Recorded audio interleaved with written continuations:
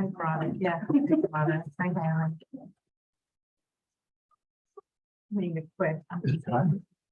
It's about seconds. interested when I brought it. I can get back to it. The thing's over $1,000. Yeah, I got it on my phone. I highlighted mine. If you want, but, you know. I got it. This one's not very long, so I didn't bother. No, it isn't. I just can't see numbers, especially like on change. Yeah. I- Too small. Every number looks alike, except for one. Yes. Well, although that can look like a 7. Yeah, how are you So, doing? Good. There's a. Having more to do. Oh, it's time to start. I'll call the meeting to order. Would you please stand and salute the flag? I pledge allegiance to the flag of the United States of America and to the republic for which it stands, one nation, under God, indivisible, liberty and justice for all. Thank you. Welcome to our meeting. Usually don't get such a large, distinguished looking group. The first thing on the next thing on the agenda is the approval of the minutes from August 10th, our last meeting. Except they're actually July 27th, because you guys didn't do it last time. The 10th I don't have yet. Oh, these are July 20th. Yes. Okay. Oh, yes. Okay, so they're from not our last meeting, but the meeting before that, July 27th. Oh, I think I just saw one typo. It said sing instead of sign or something. But, Where do you know that one? you have it right there.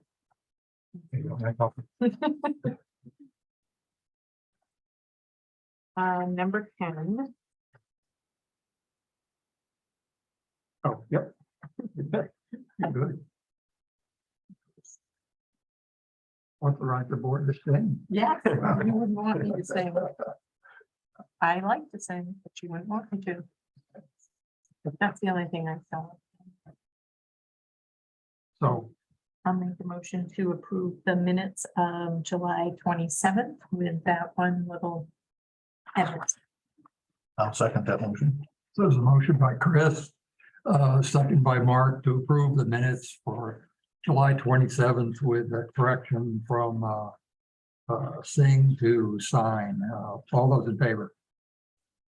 Thank you. And next is department reports and where to go, Cheater? Thank you. Oh, you're welcome.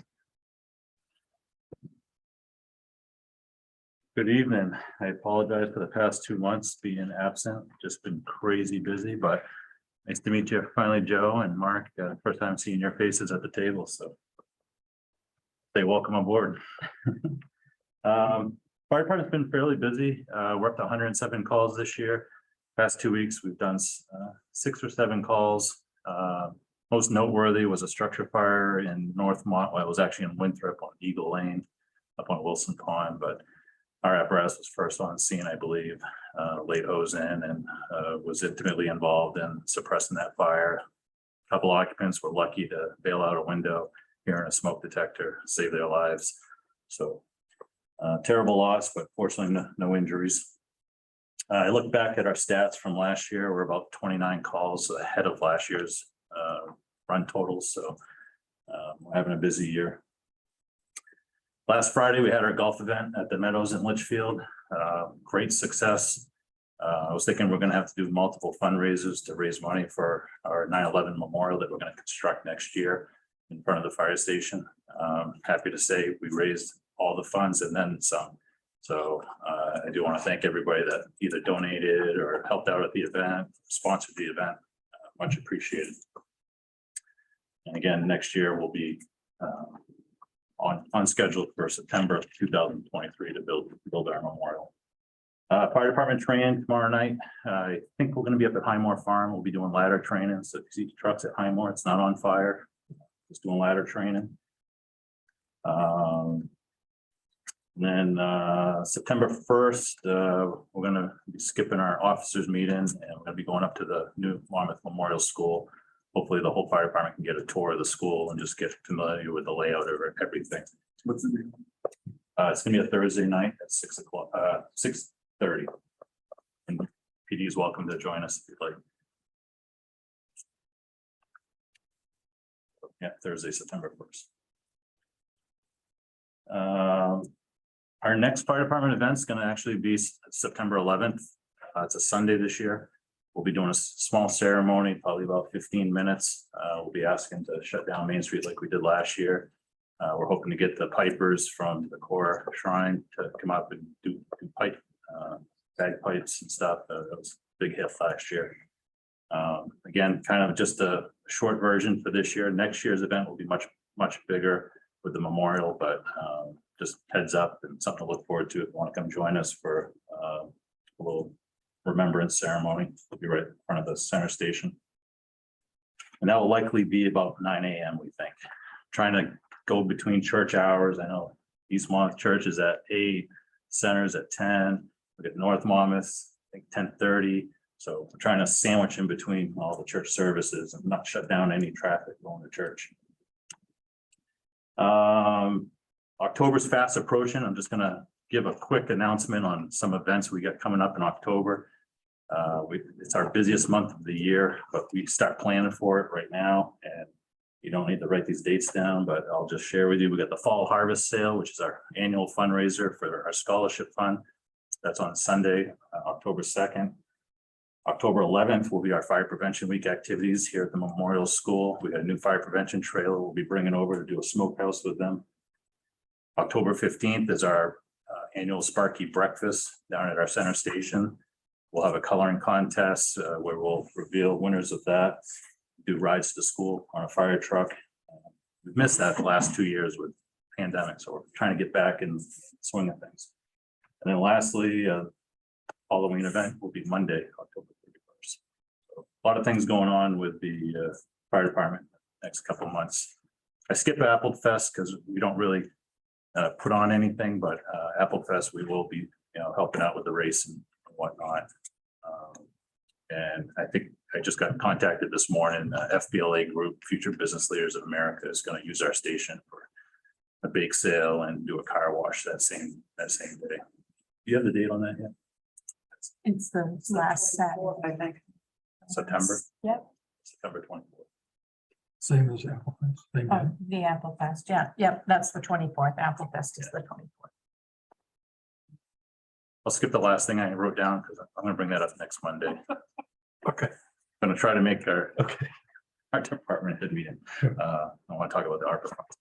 Any questions about the fire department? So kind of a lot, but I had a couple of months of buildup. I want to share it with everybody. So. All right, thank you. Thank you. Thanks. We should move that lectern. Yeah, Dave mentioned that. We were just gonna, you can move it, I'm just gonna make sure that whether we can still see the person. Like we have to adjust it. Yeah, you are, Dan. Yeah, that's much better. Thank you, Dan. Oh, Now I have to look at you. Let me move back. Everyone else across. Dan, you know, I don't have anything to report on at the moment. all right. I put the July monthly report in front of you earlier. Notice I was able to break down on the first page, June and July, the rest stats for you. So, Great, good, thank you. and pretty much it speaks for itself. The second page just shows the number of complaints we handled in the month of July, broken down by time and day of the week, and then third page just breaks it down into the type of calls we had. And then they get a month by month comparison of the last 7 pages of that report. Just for you guys to peruse for your information.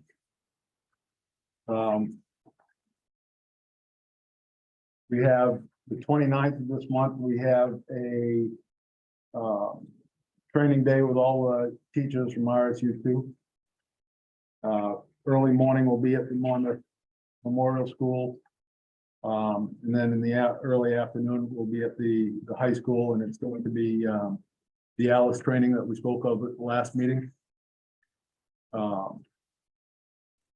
Just kind of familiarize the teachers with the concept of what is going to be expected of them and of us in the case of an emergency at one of the schools.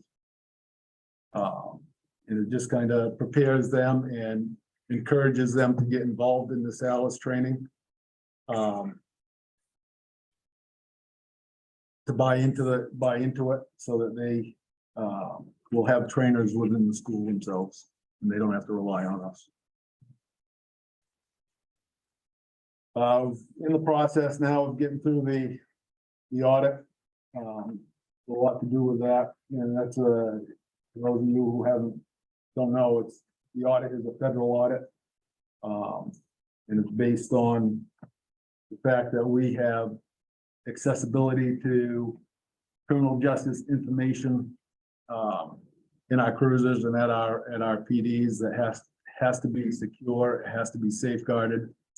And there has to be policies in place to safeguard that. So I've been in the process of writing up new policies to bring us within compliance along those lines, because we've been out of compliance. And it's a matter of as technology develops, the policies must develop with the technology. And that hasn't happened. So we're catching up with the times right now. We're in the process of inventorying all our cruisers to make sure that we've got the equipment that we need to do our jobs. And that's where we're at right now. Any questions? Thank you. Thank you. And I have to cut out because I have another appointment. You guys are all set with that. Yeah. Thank you. I guess the only thing of interesting of note is that our grant application to DOT for the Village Partnership Initiative for Main Street was approved. So we're in their queue. That'll give us access to somewhere between $250,000 and $300,000 of state money when we do that project, in addition to their work that they're going to do on the street itself. So that's good. So basically, our engineer will work with DOT to do all the planning, and most of that money DOT would expect to go to probably ADA compliant issues. So on the curb cuts, they have those bumpy inserts and crosswalks that light up, things like that. That's where they like to see that money go, but that's all. That'll be free to us. So we'll add that to the money that we've appropriated for that project. Hopefully we'll have a good project down there in a few years. It comes from the feds or the. Oh, DOT, yep. You can go two ways. You can either do the VPI with DOT, which doesn't come with as many strings attached, or if you go with the federal money, there's all kinds of engineering reporting. It gets very expensive to deal with their money. So generally it's better to just work with the state. What'd you call it? Village Partnership Initiative. They keep changing it. It used to be it used to be Main Street Partnership or something. I don't know. I did have one question for Dan. So it looks like they just have to do on Maple Street, paving the driveways where they did the cuts, like in front of Muppet's house and stuff like that. That's pretty much it. But the weather's been kind of off and on. But a little bit of weather, and I spoke to them earlier this week, and they're splitting between two projects. They were much later getting to us than they wanted to be because the project was delayed that they were on. And now they're just trying to play catch up, and so yeah, the driveway cutouts, landscaping.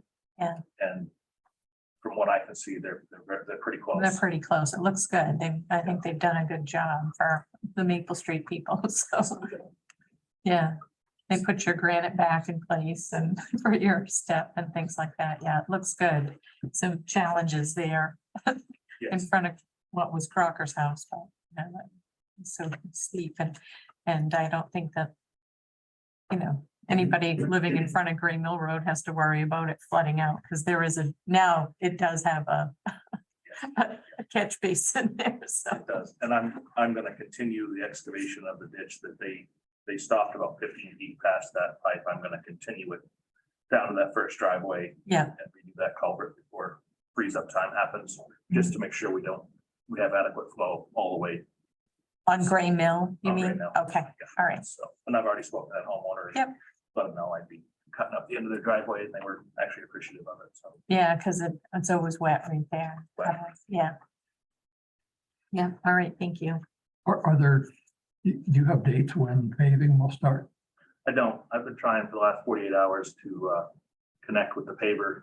We just haven't, been able to connect. The original estimate was last week of this month, the first week of September. Knowing how these projects go, I would say that they're probably a couple of weeks behind, so just a guess would be, middle of September, second, third week of September at this point. Maybe I'll be pleasantly surprised, but I think that's where we're at. And the Cressy Road project? Possibly even started next week. Okay. They're ready to go. It's just a matter of freeing up their personnel from other projects, and then they're gonna attack it. And the striping of roads? Any day now. Any day now. They're fighting the same thing all of us are fighting, short staff. He has one whole truck that he can't even staff. I've been in contact with him last week, and I said, I hate to bother you. I know the situation you're in, but I'm a couple weeks away from school starting, and I need my sidewalks painted and a couple other things done. And he's aware, so I've got my thumb on him. He's doing everything he can with short staff himself. So I really hope that they're done for next week, but I can't guarantee you. Thank you. Well, I got one more question for Dan. How are you doing? Have you had any job applicants come in for public works? I see you've got a guy at the transfer station. Yes, I was able to hire one gentleman for the transfer station. I made an offer to another gentleman a few weeks ago for one of the open truck driver positions. He was a great candidate, but unfortunately the pay wasn't there for his qualifications, so he turned the job down. And I interviewed another gentleman, wouldn't call it an interview, I'd call it a meet and greet last Thursday. And he would have been a good fit as well, but when we looked at the pay structure, it wasn't enough for him to want to come in for a final formal interview. So I've had I've hired who I could, and I've made offers to a couple good candidates, but the almighty dollar won out. Thank you. Thank you. Next are select board reports. Yeah, I'm covered. Public comment. Yes, Pat. Well, as representative of the rec committee, I've had a lot of people ask what's happening with our playground on the beach. I understand that it was put on hold for the company. But since it was supposed to be put in this past April, we are now in August. I'd like to know where the status is of that, and if they're still gonna hold the contract for that at that price. So far, they're just saying it's a production problem. That's the only answer I've gotten from the vendor recently. Because we had, I think when we had sent it to you, found somebody else for the same price. Yep. But we never heard back from you what was going on, so we. Well, it was put out to bid, so I can't. When something goes out to bid and the board approves it, I can't just select another vendor. We would have to do another RFP if we were gonna dismiss this one, if we chose to cancel this contract. That was the only bid that came in. It was supposed to be free. So how long is that contract good for? Indefinitely? There may be a cancellation provision in there. I can look into what we actually signed. I just need to know to tell the parents have been asking, and we're like, I look kind of silly telling them. That's about all I know is that they're having production problems. Delays. It's not that uncommon. I mean, Dan we ordered a truck over a year and a half ago and he still doesn't have it for this winter. I mean, this is just, everything seems to be like this of any size that you order. It takes forever. But we were told originally that they had it. That's what I was asking. Oh, okay, yeah, no, I'm unaware of that. I don't know that we were ever told that it was in. It was never. I wasn't here. Yeah. Well, the last So I don't comment know. from Linda was that they had it and they were putting it in. That's what we had heard. That's why when we talked with the other company, he said, well, if I have one, you can have it, but we couldn't get any changes there on that one. Okay, I'll let people know. Thank you. You, So we're gonna ask Dan, he talks about the pay scale as barricade and getting people or an obstacle. Where are we in comparison to surrounding communities of similar size? Should we be trying to change that situation or? Well, from my viewpoint, the union negotiated a very nice contract for the next 3 years that it addressed where the whole town was, or anybody in the union was as far as pay rates. Unfortunately, we're in year one of that new contract right now. So the money's better, but it's not year two money. If I could have offered one of those gentlemen year two money of the contract, he probably would have accepted the position. But there's just no provision for that. So the other gentleman, you know, for the truck driver position, he had a Class A license. And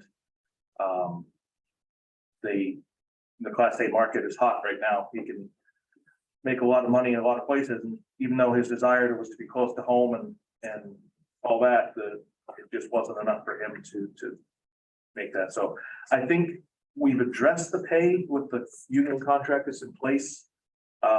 Just the market right now is so hot, it doesn't make us competitive when we kind of are. It's just that everything else is also so much expanded. Right. Thank you. We were limited in year one because we'd already passed the budget. So we didn't have unlimited flexibility in how much we could offer in year one. Right. That makes sense. Limited leverage. Yeah. Thank you. yes, I have a question. I'm just wondering what the town does with property that has been taken over for taxes.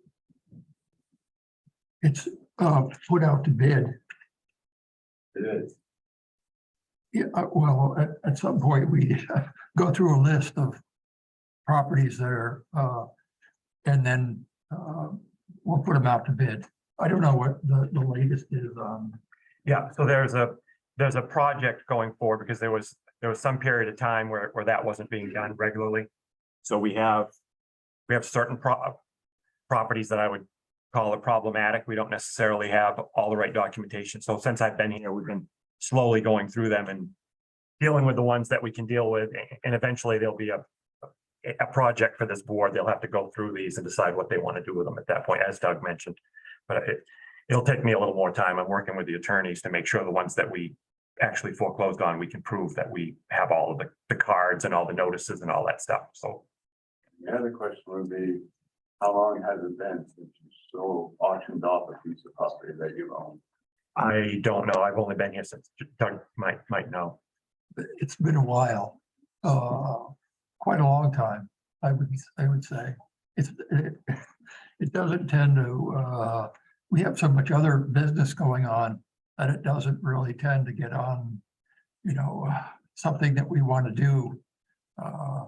And plus, there always seem to be problems, as Justin mentioned, to make sure that we've done everything that we're supposed to do, that the town has done all that, and that it's going to be legal for us to put that property out to bid. Do you have any idea when you might start this process? Again, I don't know. We've started it because Yeah. the board has dealt with a lot of the vacant property at this point. We started there because that's the easiest stuff. Some of these properties obviously are difficult to deal with because sometimes people live in them. So it's, what do you want to do with those properties? It's not always an easy answer to just sell something off money to somebody. So sometimes there's some back and forth. There has been one property that was foreclosed by the town that was sold from what you would say would be the former owner before we foreclosed to somebody else. And sometimes that happens because we go to the closing and they give me the check for the money they owe the taxes, and then that sale can go through. So sometimes that happens too. So there's different ways that these things kind of get ironed out, but we don't, right now, we don't have a formal policy really for disposing of these, and that's something that I plan on bringing to them soon, when I can get it together. I did a little research and I know that there's some property out there that's been owned by the town for quite a long time that was taken over quite a long time ago. Yep. And, but the property is not worth anything now. Yep. Because the driveway's all grown up, there's trees growing through the middle of the driveway and. Yep. I'm looking to move into the town of Monmouth, and this is why I'm asking. Yep. I've done a lot of research on the property around here, and I know you guys own quite a bit of property. Yep. It's just sitting there. When a lien forecloses, if the town doesn't really take any action, it just kind of hangs over the title. So it can be sold or whatever, but they have to come back to get it cleaned up. The sale won't go through unless they come to the town. So towns don't formally take over a property after they foreclose. It just sits there with our interest on it. So it's not like we have a deed to it or anything like that. So we don't occupy them or lock doors or any of that. They just kind of sit out there until some action is taken, either by a third party or the board decides to dispose of it. Well, my opinion with all that would be it would help the town if the town got rid of those properties that are vacant. And that they've owned for 7, 8, 9, 10, 12 years. They're just sitting there, it would help the town with the proceeds. It's a project that, since I've been on the board, which has been 2 years, it was one of the things that I wanted to investigate and figure out what was sitting out there with unpaid taxes and pursue that, because majority of us pay our taxes. So, They get paid. yeah, and so it's been a project that we definitely wanted to pursue, but there's a lot of irons in the fire. And there's always new irons added to the fire. So we do want to pursue that, and Justin, having his background with this, with one of his prior positions with the state, he's perfect to help us come up with a plan to do this. So we're really wanting to move, I really want to move forward with that because it makes sense. Yes, So would that, I'm sorry, would that be one of the items you may want to add to your goal setting? yes. Yes, yes. Oh, yeah. Oh, yes, yeah.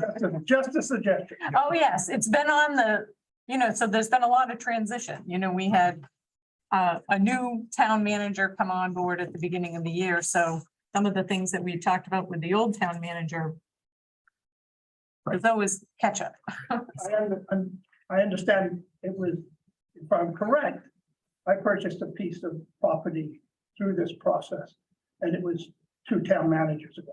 So I think that was the last time, because I keep asking, when are you going to do something? Of the town manager, yes, it's something that we want to do. But that seems to be the answer that I get with regards to the property that may be available. So if it's something that you could maybe put on your goal setting as a problem to be resolved by X point of time when Yeah. you're looking at it, might be something that would be beneficial. We're sure. I can remember this happening when Kurt was town manager. Right. I want to say it's been probably 6, 7 years since that happened. And if there's properties on there that you're talking about that have been like 10 or 12 years, I would say obviously at that point, there was some reason why those couldn't be sold at that time. And so now they've just hung around until, they would have already been in 4 or 5 years of delinquency at that point, and there must have been a reason why they couldn't be sold at that last. Because I remember it happening when Kurt was here. I know the process takes quite a few years to get all the paperwork and the lien and all that. So the best way to follow this process is just come to the selectmen's meetings or?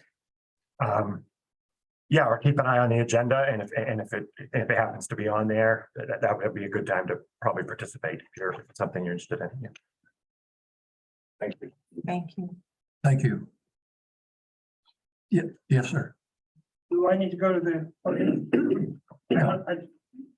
I would prefer if you don't mind. That's Not fine. that I want to be on the camera. I just would not be on the camera. Thank you. And I meant to thought I was gonna be kind of addressing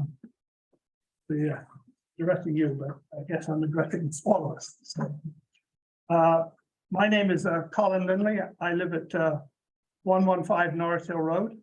And I moved there approximately 2014. Retired and very, very, very happy there. And I'm here today to talk about what's going on with regards to the apple orchard that is close proximity to my house, next door but one. And approximately a month ago, I contacted the police at about 6 a.m. in the morning. I was concerned that I was hearing a lot of gun shells going off.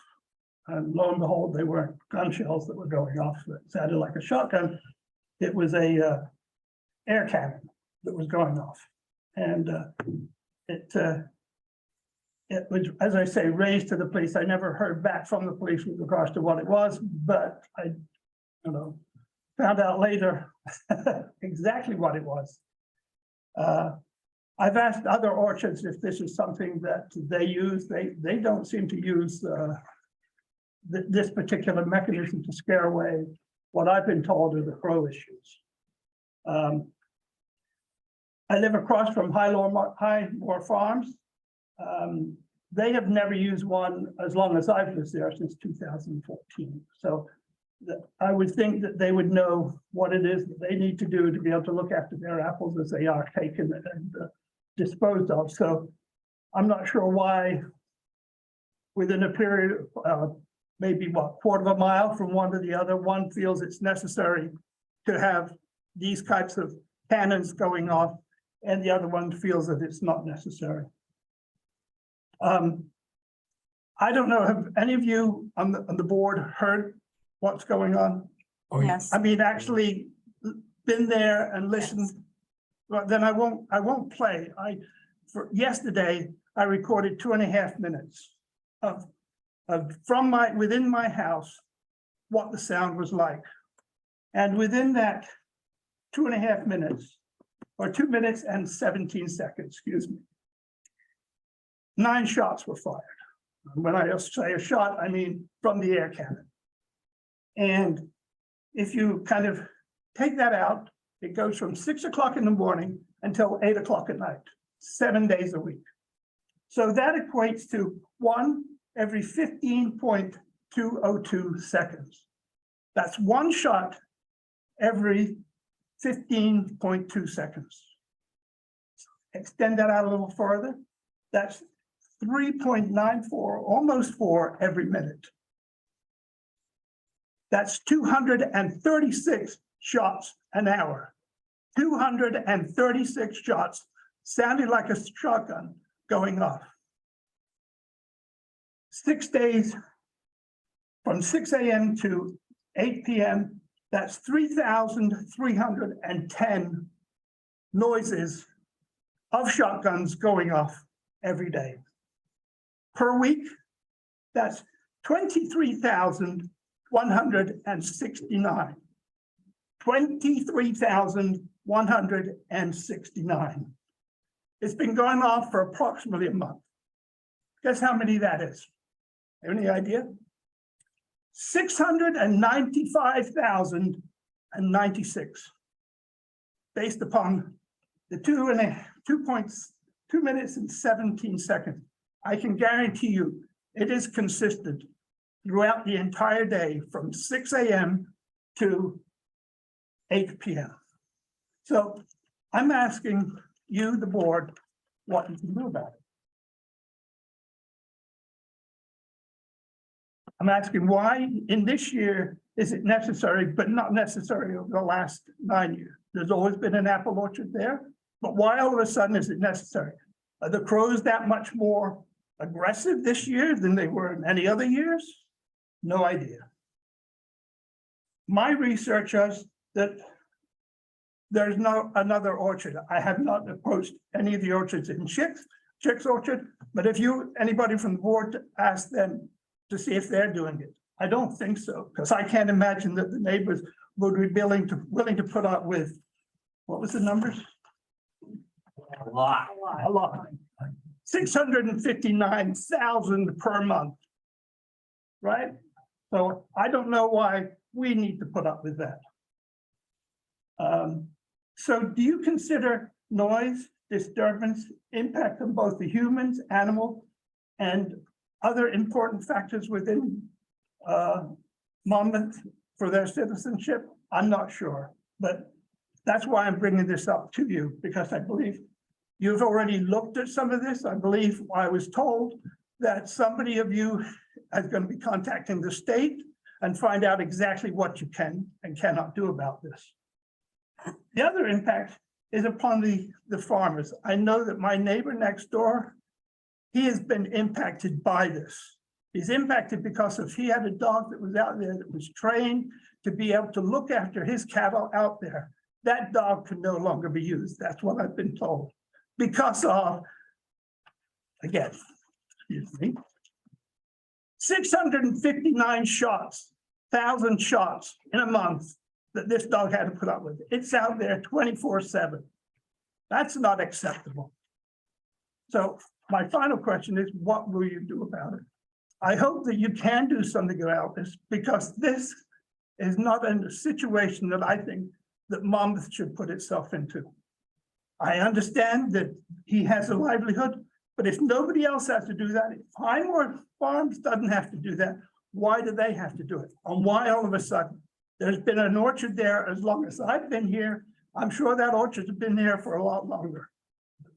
Well, the man who's on the on his iPad is the man who runs Highmore. I don't know, Greg, can you say anything about this? Yeah, the reason I started using the cannons is they've got 70 acres of young Honeycrisp apples that they planted there, which make perfect landing spots for crows, and they like to peck the apples on top looking for moisture. Last year, they lost 25 to 30% of the apple crop. With the margins that farmers have these days, that represents a lot of money. When Honeycrisp are selling it, they get about $60 a bushel. And when you're losing thousands of bushel of apples, that adds up real quick. Now, why it's just one of the many things you could probably do to move the crows, but it seems to be affecting and working for them. Why we don't use them at Highmore Farm is I don't have a major crow problem. I do get some crow damage, but my livelihood doesn't depend on the apple crop that we grow here. We're all research. And so we don't use that because we don't need to use it. I mean, I could because I'm getting his crows down here now, but I don't, my livelihood doesn't depend on the income generated from this farm, because if we don't generate income, we are here for research. So that's why we don't use them. There's been other things that they say people have tried using balls with, that sit above the kind of inflatable balls that have an eye on them that can kind of scare them. Personally, I'm surprised the crows haven't gotten used to the shots and just ignored them, because their crows are rather smart and they tend to learn after a while that there isn't a danger. But crows, like I said, with some farms can be a big problem. With sweet corn growers, they're an issue. They're coming out with some new laser disturbance that they tend to use it more for cornfields. It goes up above the corn, it shoots a laser out in a circle. It kind of freaks with their eyes, but apple trees are different sizes, so they don't know if that'll work as good. But I mean, so that's where they're at with those. And I know I hear the shots down here, and to me, down here, it's all dependent on wind direction, whether I hear them or not. I have to be outside listening to them. Some days I hear them fine, and other days I don't. Downwind from us. So it's all subjective. But they're trying it because they did lose a heck of a lot of money on their crops. They've invested over $1 million in apple trees in that farm up there to make it, and so they've done a lot of investment on that farm, from investing in a multi-million-dollar between the apple trees and the apple grader, the system they put in there. So, I mean, their margins are small in farming, so they're trying to do whatever they can to save their, just to save from the loss. I understand all of that, but I mean, if they spend all those millions, surely they would look something a different process than others shooting off 659,000 cannons in a month. That to me is a little excessive. And they don't have just one cannon there, they have multiple cannons there. Yeah, Four- they have four. Four cannons there. They So have- that's, they do have four. and I believe one cannon could cover 40 acres. 60. It all depends on the density and stuff and the Oh, sound. I'm not an apple grower. I do have peach trees, I do have apple trees.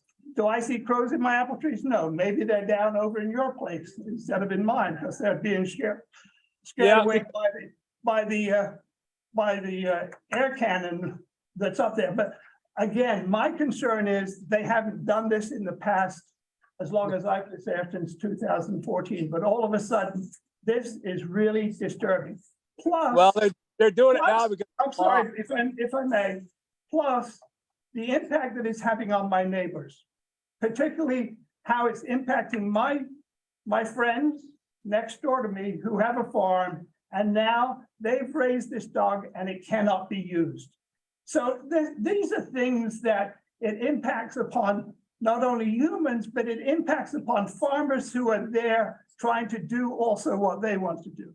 So that, and I appreciate your input, but it's impacting upon us. I believe, do you live in your area? Yep, I live right here on the farm. So you live right there on the farm? Well, Yep. then you need to come up to my house and you can sit inside, you don't have to go outside, and you can hear these cannons. So again, that's my concern, and I appreciate whatever you can do to be able to resolve that issue. I did, if I may, just one other thing, I did do a little research online, and there have been towns, not within Maine, I couldn't find anything, but across the nation where these things have been regulated with regards to when they can do them, how often they can do them, or whether they could do them at all. So I'm looking to you as our representatives to be able to see if there's a way to be able to correct this situation. Thank you very much. Mr. Lindley, would you mind, you said you have 2 minutes of recording. Yes, You don't have to play all 2 minutes, but it would be interesting. to- okay, I'd be happy to do that. Understand, I'm not technical savvy here, so. We can talk when I'm working.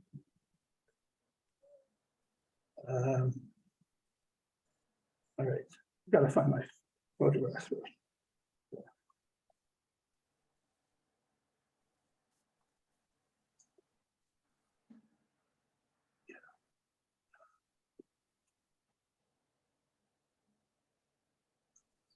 That was the first one you just heard. Those are the birds and the frogs outside.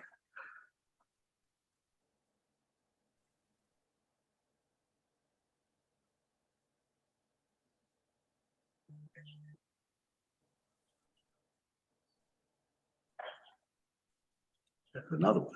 What time of day did you record this? This was at 8:41 in the morning yesterday. 7 o'clock this morning, 13 and 4 minutes. Yeah. So why don't we hear from Kent, because he spoke to. Can I really want to address, I don't want him to go away. Well, Is there a way to do go anything? ahead. I had a question for Greg. Do Yep. you know of other orchards that have this kind of problem? I mean, every orchard's got a, it all depends on if it's not crows, it's deer, it's red squirrels. Their orchards were just set up with that nice block of young trees. I mean, that they like smaller trees that they can roost on and see, and that they can see over the farm, and they like those trees that way. I get crows in my smaller trees, not in my bigger trees, because there's better places for them to land. I mean, that's the thing. Growers have issues everywhere with wildlife. And one grower could have the problem with deer. This grower's got problems with crows. This problem's got squirrels, and they got to each look for their own solution. So not every farm's going to have the same problem. And so they suffered through it for the first 2 years of their harvest on those. And now they're trying something new to see if it works. Out of curiosity, talk to Chris Cooper and really sat down and talked to him. Can I just ask a question? I don't think I heard does anybody else in the state of Maine use that kind of gun? According According to Matt Randall of the Department of Agriculture, the answer is yes. This is not the first time. And So they're currently using them right now. correct. Okay. Yes. Dave, you can always reach out to your neighbors, okay? has anybody reached out to Chris Terrence Cooper? Yeah, I did. And And the board select Ken, I can't say it right now. Ken Dackley. Um, Ken talked to him, Greg. Yeah. Who was the one from Highmore Farms, so I can address you like a human? Greg. That's great. Greg Oh, Gold. Greg, hi Greg. I'm Pat in the yellow house, top of your hill. yeah, Yeah, and you talk about mitigating things. You know, you talk, there's hologram balloons with the eyes that do things. There's Bird X broadband. They do 6 acres. They're $900 a piece. And we've used those offshore when I flew offshore. You've got the Avatrol, which they knew no idea about, but they went and bought some because I suggested it. Except the Avatrol, you have to build feeding stations, and it has to be done at the beginning of the season. And then you put in the tainted stuff. There's no education there to what they're doing. They went and bought those 4 cannons. They bypassed the timers because the timers were junk. They're from Holland. They have no idea what they're doing to mitigate them. So they light them up. They have the Jamaicans light them from, it was 7 o'clock in the morning. No, yeah, it was 7 to 8. Now it was 6 to 8 or whatever it was. Anyways, nobody is watching these things. Nobody is taking care of it. And the biggest thing that we get from the state is best practice. And you know what? This state does not have anything in writing in best practice. It took me a lot to find somebody who has best practice, and I found it. You know where I found it? I found it in Australia. And it's pretty interesting because they have about 11 pages of it. And before I get into my little spiel, if they planted this orchard 5 years ago and they spent $1 million on that machine on the side that reads everything and looks for the bad fruit, and they spent a lot of money putting in those trees, they should have planned ahead and either contacted a professional company who could do with crow mitigation or whatever they want to know, because they know Honeycrisp has a higher sugar rate than any other apple. So they should have known this was coming. You well, can't not just- necessarily again. That's Yeah. not known fact because it's Well, they that's have fine. they don't have that problem with. It just happened to be there here in Monmouth because they have Yeah, other but farms. guess who's lived there for 12 years prior to him? Yeah, I've been here Okay. 18. And I required early. Well, you know what? I heard something the other night. I heard you guys having your band down there having a nice party. That was awesome. That was That so was- nice. So that nice was- 5 years, you know? That was me. But anyways, I wish Mr. Cooper would be on here instead of you, but I'm really glad that you chimed in to help us. And you know what? As for his budget and what his losses are and all that kind of stuff, it's not my problem. But I'm not supposed to be like that when I'm up here. So first thing is, the emails for the board. I really tried to get something to Kent, and when I click on it, it gave me a hypertext of some other weird email address, so I wasn't sure it was him. So that's why I sent it to you, Doug, or Mr. I can't see your last name. Ludwig. Thank you, sir. And the project that you're working on that you sent me is awesome. Thank you for doing that. And I had a meeting in the bread aisle in Hannaford's. I talked to Ken, and he's working on something, which is great too. But what I figured out is since our hands are tied with this state ruling, the Maine Agricultural Act, where there's no license, it's basically no license for farmers. They can do whatever they want. And the state is their police. It's not us. We can't do anything to them. And so right now I think we should hold the state at fault because best practice. They supposedly had an inspector come out and look at the cannons and said, oh, they're okay for best practice. Well, I'll tell you what. Definition, according to Merriam-Webster, which I don't read that stuff, I can't even spell. But a procedure that has been shown to research and experience to produce optimal results and that is established or proposed as a standard suitable for widespread adoption. Now, I guess if I was a lawyer, I'd like to see from the state what the best practice is. Well, you know what? I called up to Amanda Beal, she's the DACF's commissioner, and I got her secretary, which is a very nice person, and I'm gonna lose my voice. And she gave me some names. And Greg, I don't know if you know Tom with a really hard last name, Maragliglio or something. Do you know him? I guess- No, I think I do. Yeah, I guess he may be the person. He's a a senior planner. And he possibly is the person that would come out and do all that. And there's also Nancy Bradley. Tom got 3 calls from me, never returned any. I hope he was on vacation and that's the reason why. And Nancy got calls, never got them returned to me either. And I explained slightly what they were about, not hostile, being nice and all that kind of stuff. Amanda Beal, her secretary, was out one day and I called the office there. And the lady who answered said, the Kathy's not there. And I said, is Amanda there? She said, yes. I said, well, could I talk to her? And of course, the state doesn't talk to people. They rather put on an answer machine so they can deal with it later. I didn't get through to her, and needless to say. Mr. Cooper stopped communicating with me, and it wasn't any fighting or any nothing. I think he just got a little upset when he got a little pirate report of, hey, you know, we've got another 13 blasts, 7 o'clock in the morning, 4 minutes, or 17 blasts, blah, blah, blah, and all that stuff. So I guess he stopped on that. He did try Avitrol last weekend. He told me Friday that they put it out, and I told him that's kind of not how you do it. It may have been too much. It should have probably killed birds at that point. And then Saturday, he said he turned the guns on a little bit later. He did a little bit later, and a little bit later on Sunday. Now they're back to whatever. Let's see. The state, again, acts like they don't care. And they talked to the neighbor across the street that's next to David, that David's referencing. And they talked about their cattle and everything. And the questions they got from the state, that's not verbatim, was basically about, you're a nice farm, you're a nice little farm, but you're not big enough. So we're getting a shaft from this guy who should have planned ahead 5 years ago. So just a little quick thing. I'm gonna get out of here, I promise. I'm actually supposed to be flying out early tomorrow morning. But the best practice guidelines for bird scaring in orchard. This is version number 2, May 2017, from the Parks and Wildlife Services of the Western Australia. Isn't that something? So they have purpose, and they talk all about the purpose of it for the birds that they have there. They talk about the background of it. They talk about noise and its effects. Noise is defined as an unwanted sound. A fruit grower may not consider the sound of a gas gun as noise. Yet a neighbor could consider it a noise if it disturbs the rest of their recreational activities. It would be reasonable to expect that a noise disturbance designed for birds would also disrupt people. The reason why I'm going through this a little bit is to tell you, this is what we call a best practice, which we don't have here. And managing noise. They talk about Environmental Protection Act, or however they do to protect their farmers, but the subject defines the look of nature. It looks at the nature and duration of noise emissions, the frequency similar to the same sources, the time of day in which the noise is emitted, and whether the noise is unreasonably interferes with the health, welfare, convenience, comfort, or amenity of any persons receiving the noise.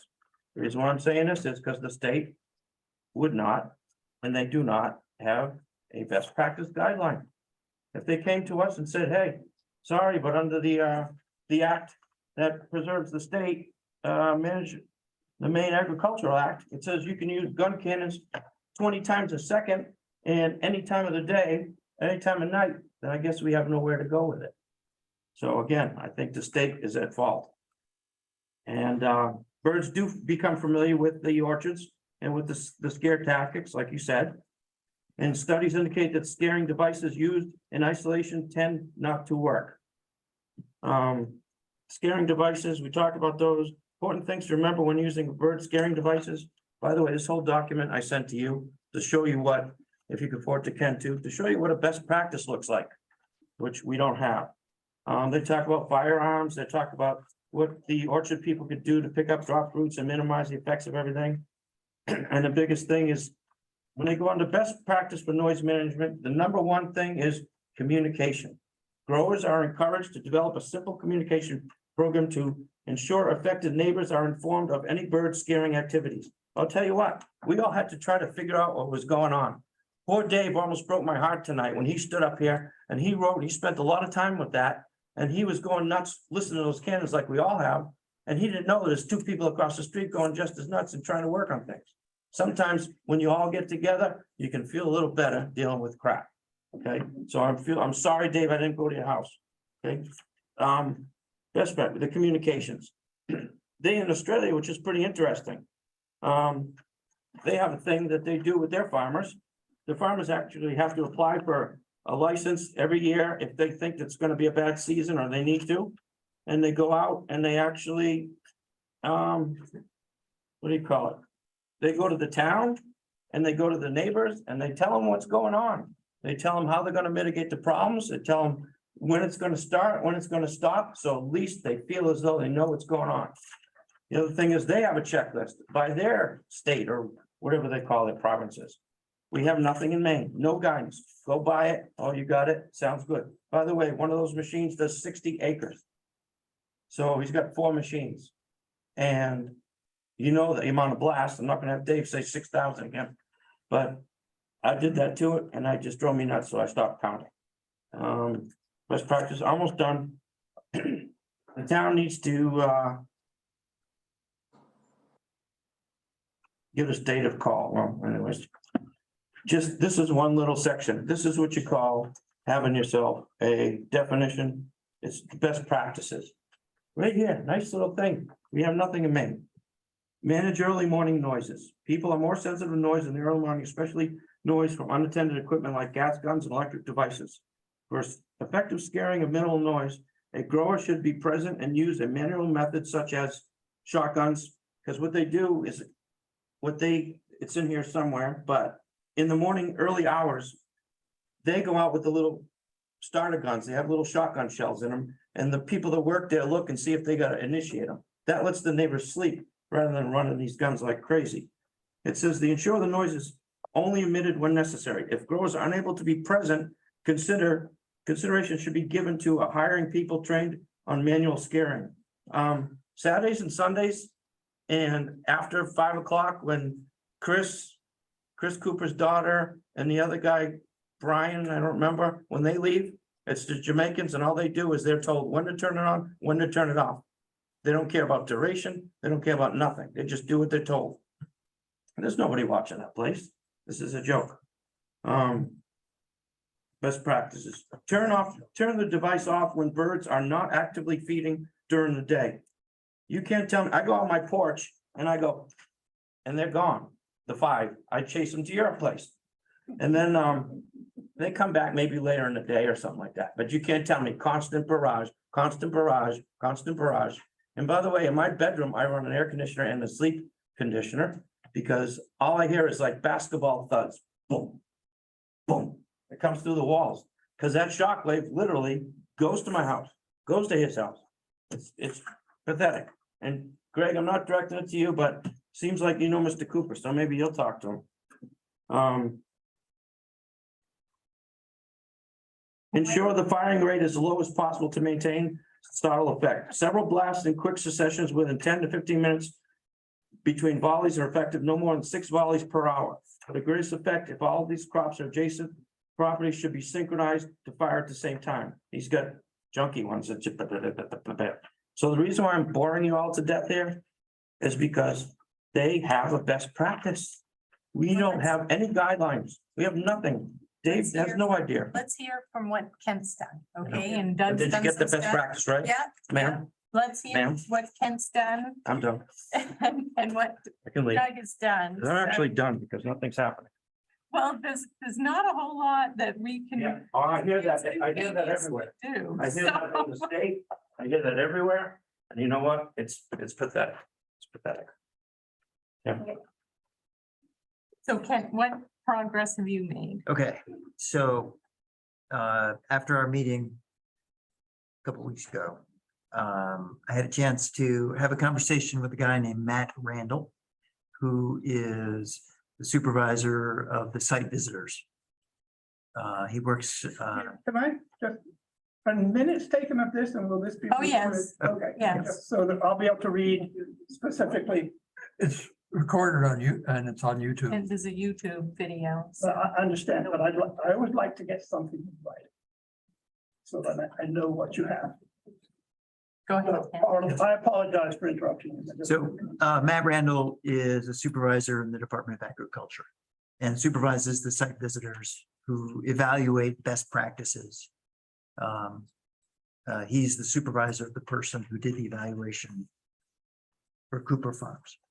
He's also a specialist in understanding the Maine Agricultural Act, and that is the body of law that regulates municipalities and what Maine municipalities can and cannot do in terms of regulating farms.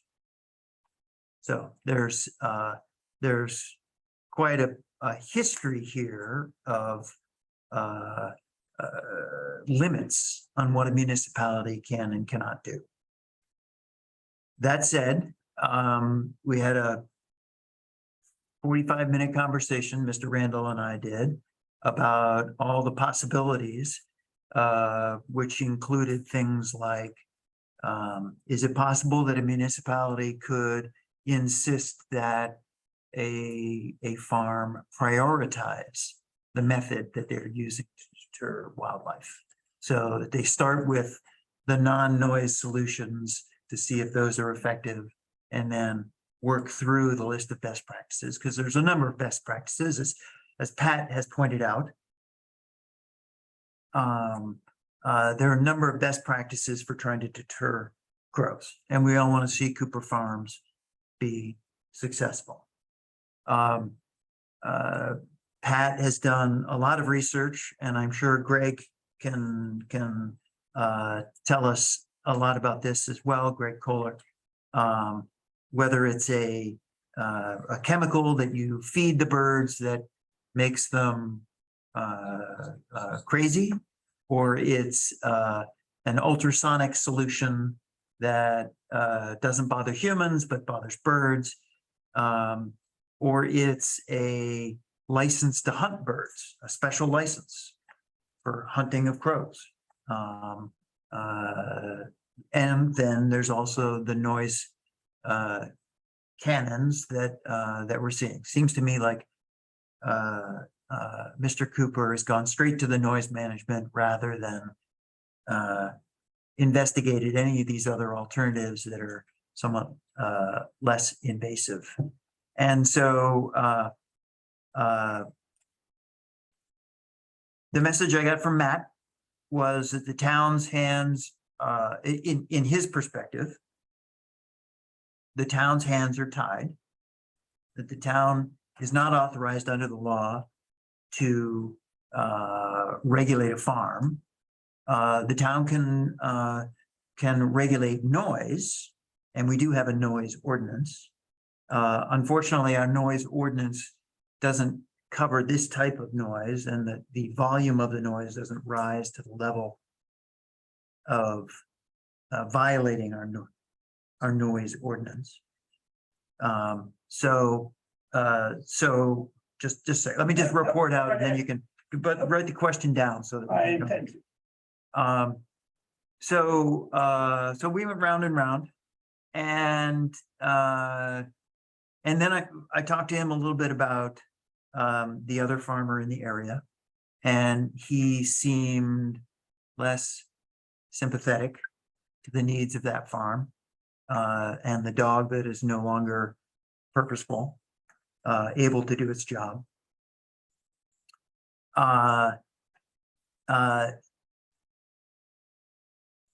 We can call him back and talk to him about this issue of best practices and the lack of clarity on best practices. I mean, I had the bread aisle meeting at Hannaford's with Pat, which was probably a 30-minute meeting in the bread aisle of Hannaford's. And he was filling me in on the research that he's done. He's done a tremendous amount of research in terms of investigating best practices. And there is no public record of Maine's best practices for the use of noise to deter animals or wildlife. So I think that might be an angle that we could investigate. I don't know if that would be a town thing or if that would be a state legislator thing, you know, potentially putting in a bill to require the state to do something about that, to be transparent about best practices. I also had a chance to talk to Mr. Cooper, the owner of the orchard. And he offered to give us a tour of the orchard to see firsthand what's going on. He also expressed an interest in being flexible about the methodology that they use at the orchard. He also reminded me that there's only 2 or 3 weeks left of the season where they have to deter these birds. And just a sec, we'll get to you. Again, he's, as Greg said, he's concerned about the damage the birds would do to these apples that are very valuable. He's concerned about changing midstream when they have something that seems to be working. But he sounded very flexible about trying other methods.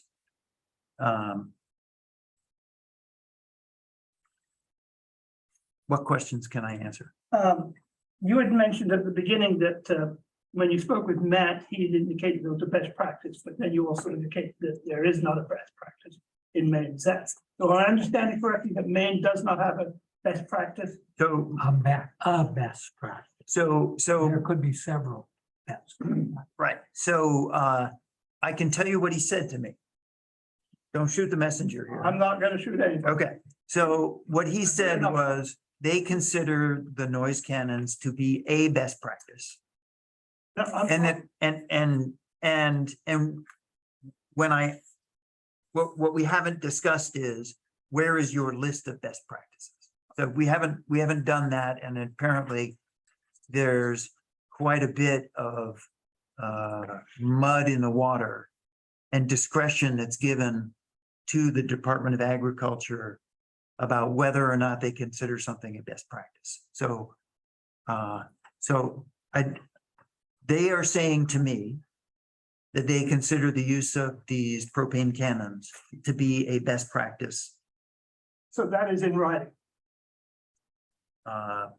No, but I just said it on camera, so it's on record. Well, I understand you can say it on record, but can I go to the state of Maine and ask them to show me their best practices for the management of orchards?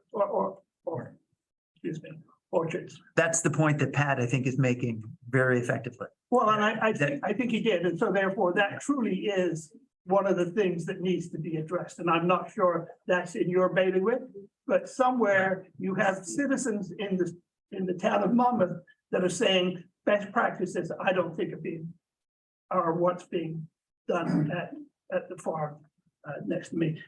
The other thing was, so we've been going on for at least a month. So are we getting new crops of crows coming in all the time?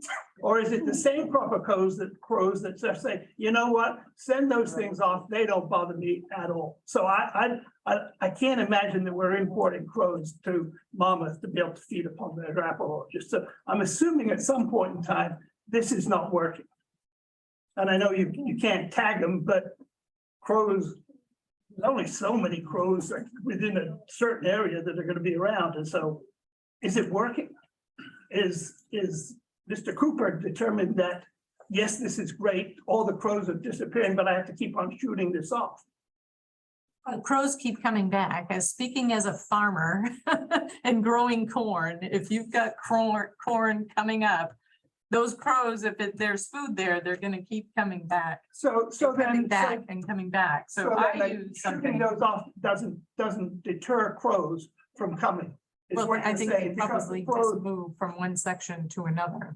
I Well, mean, well- knowing that crows kind of live in an area and feed in an area, if there's food, they're gonna come to it. So my experience with corn and crows is that they're gonna keep coming back if there's food there. Right, so then deterring them shooting off 600 and some odd thousand shots a month is not gonna stop a crow from coming. No, I don't think that there's, So maybe we should be looking at something that may be changing it every so often. I think there is a whole host of things that I heard Yeah. that may make sense. But I guess as a neighbor and as a resident and as a citizen of this town, what's working now is not setting off a blast of air or whatever it is, a cannon every second or a second and a half. That's just not, it's not working for me. I don't know if it would work for you, and it really is annoying. Yes, So I just want to go on record as being here again, and thank you for your efforts. But I will tell you that it's infuriating to me to hear all this concession given about apples when we know of at least 12 human beings that these candidates are working very well with. Okay? And we're talking about somebody's investment in their business in spite of their neighbors. So I'm personally offended by this conversation about apples and crows when we're talking about human beings around these cannons. And we're not happy. It's affecting our family. I have a dog, a 9-year-old dog, who's now shitting in the house. And he's never had an accident in the house previous. He's not eating. He jumps when the cannon goes off. Last week, 2 weeks ago, my wife told me not to come to this meeting. Last night, she said, you go to that meeting. So I'm just saying that I'm here, like I did 2 weeks ago, to implore the board to do whatever you can with Mr. Cooper and his orchard to be more compatible with his neighbors. That's why I'm here.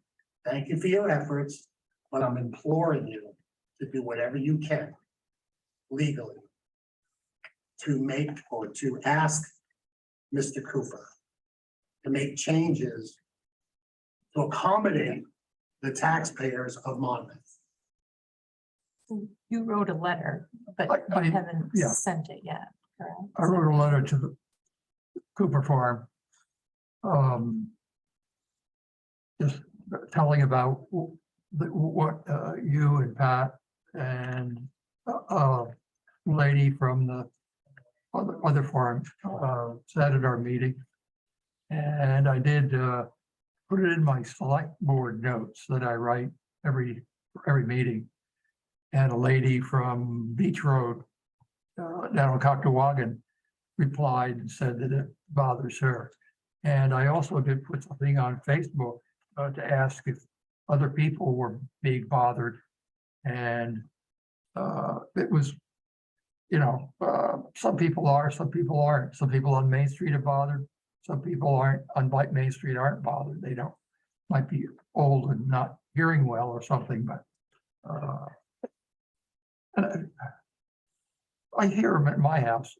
I live just down the road here on Academy Road. And sometimes it's a lot louder than others. I guess it's the wind or the weather. And I really, of course, I appreciate what you're going through. I don't know if I've ever experienced anything like what you're experiencing, but it's just terrible. Thank you. Yes, thank you. I did write to the Maine Municipal Association has a legal department. I wrote to them and got a reply that the lady, the lawyer who replied said, I don't, Joe has it here, but said that she said, and I guess she's the director of the legal department.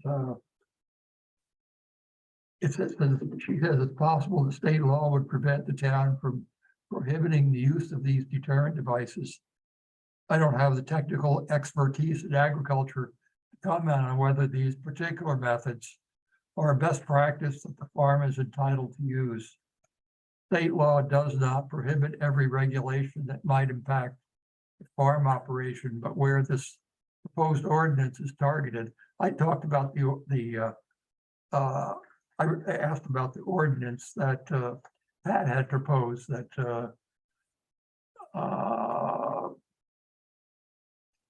what did it say? The use of an auditory deterrent device. I asked if we could put in force, have the voters pass an ordinance that would prohibit the use of these auditory deterrent devices that affect residential areas. And she said, this is her reply to it. And it said it would require the town to send a copy of any proposed ordinance to the Commissioner of the Department of Agriculture's and at least 90 days before town meeting and so forth. And she goes on to talk about what kind of regulations might be.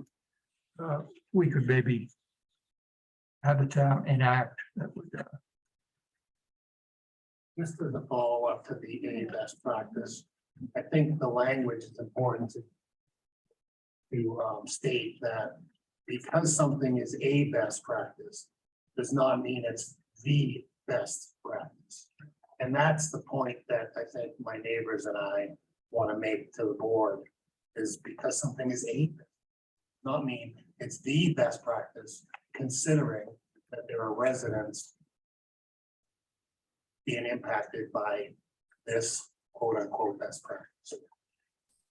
Do you get the impression from talking to Mr. Cooper that he's saying, I'm gonna continue to do this for the next, until the crop is in. But he might be willing to do something different next year?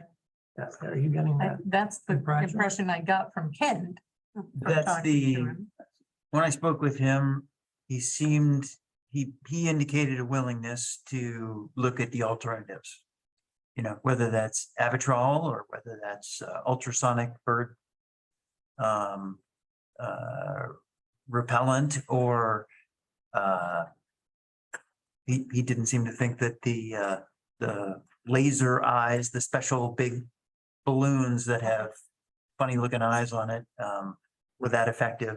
But he seemed to be willing to explore other alternatives that were not as invasive. So has he done any study on how effective the air cannons have been this year? My conversation with him this past week, he indicated that he thought it was an improvement over no air cannons. So I don't know what that means, whether they're 100% effective or he seemed to think that they were worth it. Because in my opinion, if there was an action brought in court, a temporary restraining order to restrain that practice, that the chance of success is virtually zero. Virtually zero. Because even our noise ordinance doesn't forbid what he's doing right now. Right.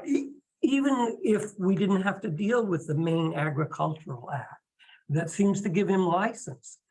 And the Department of Agriculture has jurisdiction and we don't.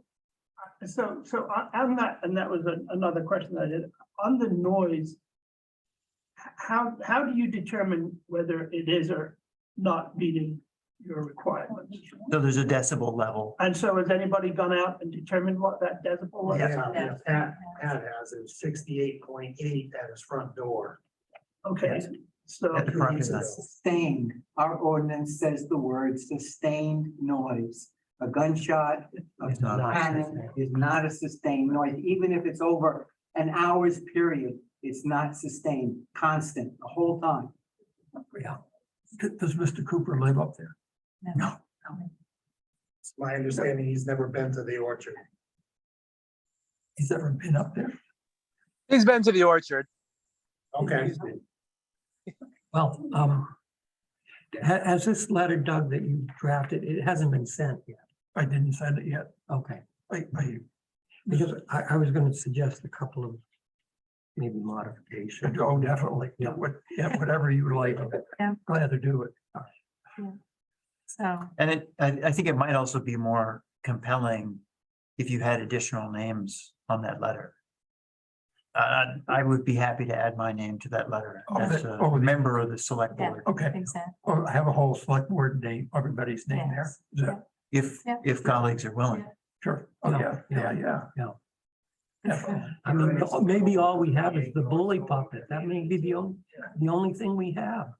Sorry, We might, as our tool, only have the bully puppet, trying to persuade him to be a good neighbor to other citizens, to the citizens of Monmouth. you know, and when I think of bully pulpit, I think of arm twisting, and I would like to think that we could do this in a cordial fashion. Well, and But that's, so far, I'm not seeing that from Mr. Cooper's perspective. But again, that's just my personal opinion. But there may be other ones that we have, in our legislature, we have people who represent this particular area.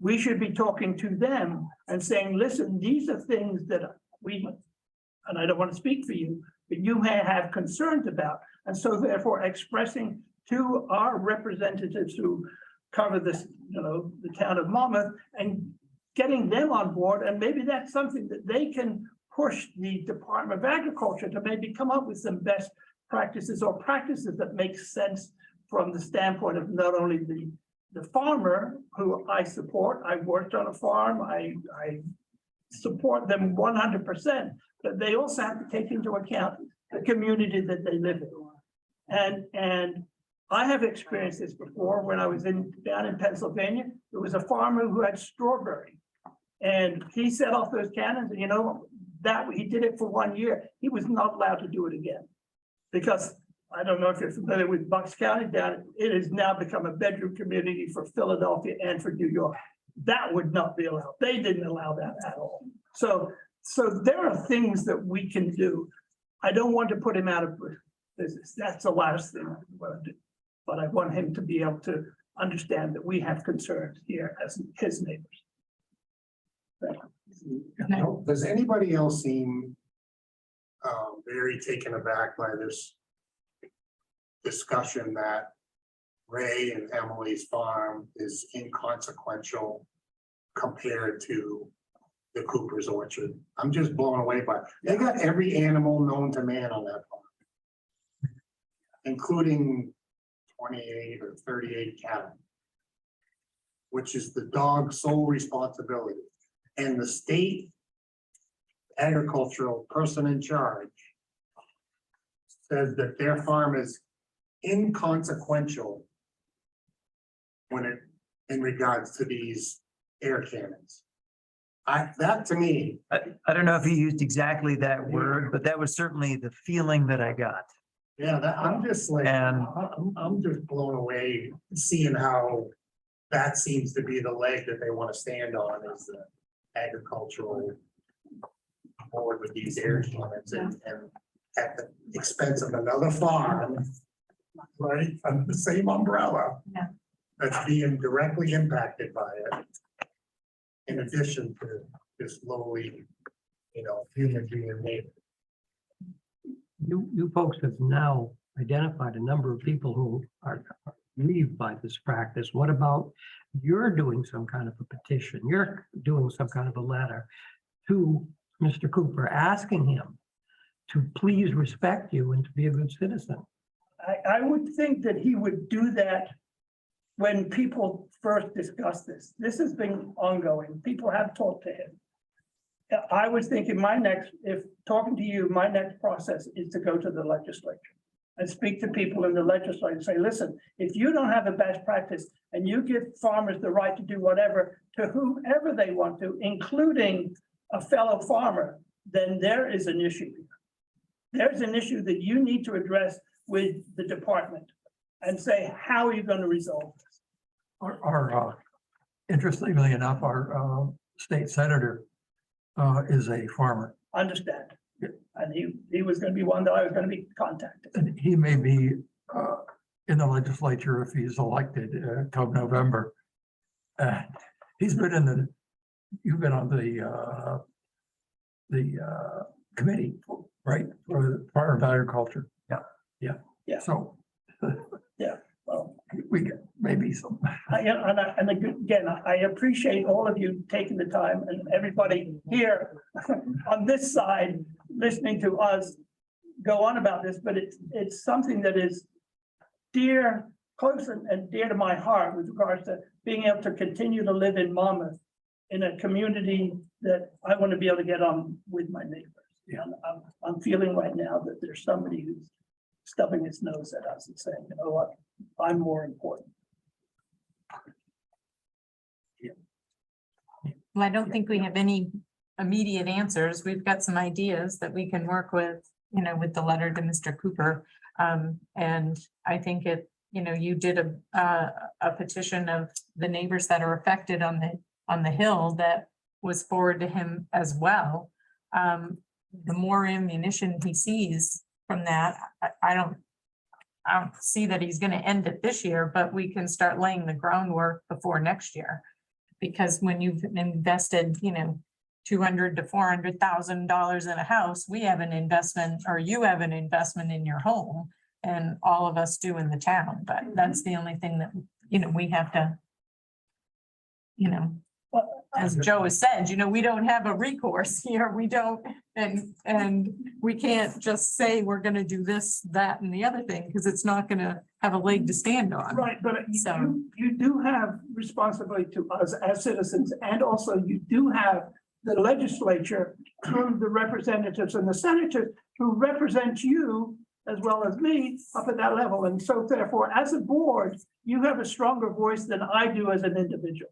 And that's what I'm asking probably of you, of the board, of the town, to say, listen, we need to be able to come up with some best practices. We being the state, you need to be able to do that. You need to be able to address these types of issues, because we're not happy with regards to how it's impacting the citizens. Yeah. I mean, and your emails and things that you've done, you've had people who are a lot further away than we are, who say, yes, they are disturbing us. Yeah. So when you live 1,000 or 500 feet away from the thing, it's impacted. This gentleman tried to address this last week. or Okay. I probably should give. Thank you. Thank you for coming. Yes, sir. Yes, I'm Daniel LeMay. Daniel, I'm sorry. LeMay, L-E-M-A-Y. I sold a piece of property last year on the lake. Had 2 docks on it. When I sold it, I deeded one of the docks and a piece of that corner myself for the back lot. Since then, I went down to put a platform dock there last year. Dan, the code enforcement officer at the time, said that, people that I sold the house to were complaining that you can't put a permanent dock. I called DEP. DEP said, no, you can't put a permanent dock, you have a permit. I said, no problem. I'll take that platform out. The platform next door supposedly is in there illegal as well. That's besides the point. Point of the matter is, I put my dock in. Dan okayed the dock, says you're grandfathered. You can put a regular dock, but you can't put a permanent dock there. Great, thank you. Said and done. Dan's gone. New code enforcement comes in, Matt. The neighbors go over and complain to Matt. Blah, blah, blah, blah. Well, Matt says, well, first come, first serve on the dock, on that second dock. That second dock is deeded to me. It's in the deed. I've got a copy here if you'd like to have one. So they went in and they put another dock in there. That's gone. Okay. Richard contacts me, says you gotta take your dock out, because it's only one dock allowed on the property. One tells me I'm permanent, One tells me I'm grandfathered, one tells me that first come, first served for the dock, which there's no ordinance on it, there's no ruling, there's nothing. And then Richard tells me it's gotta come out. My issue is, I've had that property 29 years. Been 2 docks on that property for 29 years. I bought it with two docks on it. Now I'm being told to take it out after I deeded that 25 by 25 area. Back lot. Which is a 30-foot roadway that goes into the water. So, that gives me, 55 feet of usable water frontage. Legally to put a dock in, keep my dock in. Not block the right of way. That was the big issue back then when Dave Lehman came down. People on the back lots were coming down and put a boat dock in that 30-foot right of way. Dave says, no, you can't. So they put it on the other guy's property, decided they got permission to do so. But you can't block that right of way. And I've got pictures of them putting that second dock in that right of way. And I got pictures of my dock here. Did you get a written decision that you couldn't have a dock there? Is there a decision? Richard, he says he has to do with technicality, to get him off the hook. He did send me a letter stating that, my dock is in violation, and he sent me a copy of the ordinance saying that it was the town has an ordinance that there's 1 dock per property. And were you able to appeal that decision? Well, I was told to come see you guys at court. And the deciding, it wouldn't be us. No. So I would think this matter would probably be best taken up by the planning board. No. I think that. The problem was, there was a change in the deed for the lot, creating another aspect which grandfather said he goes away, it really has to go to the planning board. It's an If there easement was too, a right? written decision from Richard, he could go to the board. Right. To the It's an planning. easement though, right? You have an easement over that property to I take have to an the water, easement correct? right away, place to recreate, place to park my golf cart, 4-wheeler. Place to put the dock in. That was, that was drawn up, it got surveyed. Yep. The lawyers wrote it up, and it's in the deed that he got, and the survey is drawn out with the survey map that's been surveyed by somebody.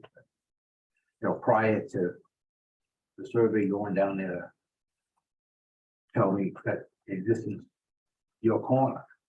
My corner to use as I feel fit. But they don't like the idea of me being there, so they're bullying me. To deter me from using that property. Wow, I'm retiring as soon as I'm building a little camp there. And I don't want to have to go down there and argue. And if the chief was here, he could tell you how many times I've had to call them for being harassed, threatening my dogs. I have 3 water dogs, Chesapeake and 2 labs. They love the water. I can't bring them down there because they threaten to kill them. They threaten to beat me up. It's just because they don't want me utilizing that property. That property was in the deed. He signed it. It's in black and white. I want to utilize my dock there, and that's the reason why if I couldn't have put a dock there, utilized it, I would have never sold the property.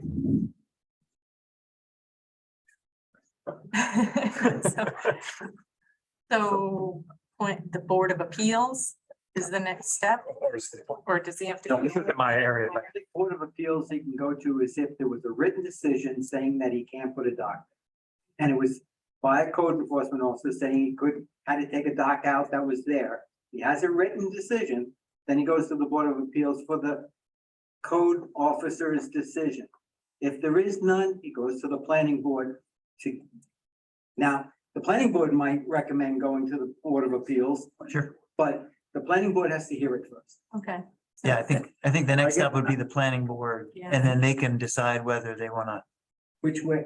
They want to make a decision that overrides the code enforcement person. Look at the or- grandfather of the two Yeah, dogs. right. And if there's a written decision, you've got to remember that the time limits for appeal are very strict. You can't let the time pass. I got permission, I got the okay from Dan originally. I know, but you said there's a new decision. Why would there be a new Well, decision? you said there's a new written decision. You said Richard sent you an indication. He that sent you me a were- letter because the people that bought the property from me 6 months ago, which they think they own the world, went over there and cried. Right. The dock that's there is a community dock. I've owned that property for 30 years and I've been down there for 29 years and I've been down there for 31 years. There's never been a community dock there, and Dave Lehman said, you can't have a community dock there. You know, unless it's, how do they call it? You know, if there's a community that's everybody pays so much a month. Yeah, like an association. Association, there's no association. Well, this seems like another issue where we don't have jurisdiction. Well, I get told by Dan that I'm grandfathered. But we don't have jurisdiction to decide this issue. Yeah, well, he was a code enforcement officer. He's I a know, town but member. we can't overturn him. It has to go to Dan either the said- planning board or to the Board of Appeals, not us. Yeah, but why is it, there's 3 different code enforcement officers. And 3 different code officers have 3 different fields. Well, I think you And have, I've got permission on one. you got to go to the latest decision. That doesn't make much sense to me. Which is Richard's, right? Richard is giving you the latest. decision. Richard just wants to get Dickinson off his back and get me off his But back. whatever his motivation, you have to, if he's given you a written decision, you have to appeal it. And the appeal doesn't lie with us. It's some other body, not us, And why was I told to come here? because you got bad advice maybe. Story of my life. But the good news is, it sounds like that email is fairly recent. Is that correct? Oh, he's sent it through the mail. How long ago? How long ago? Well, we don't have to get into that.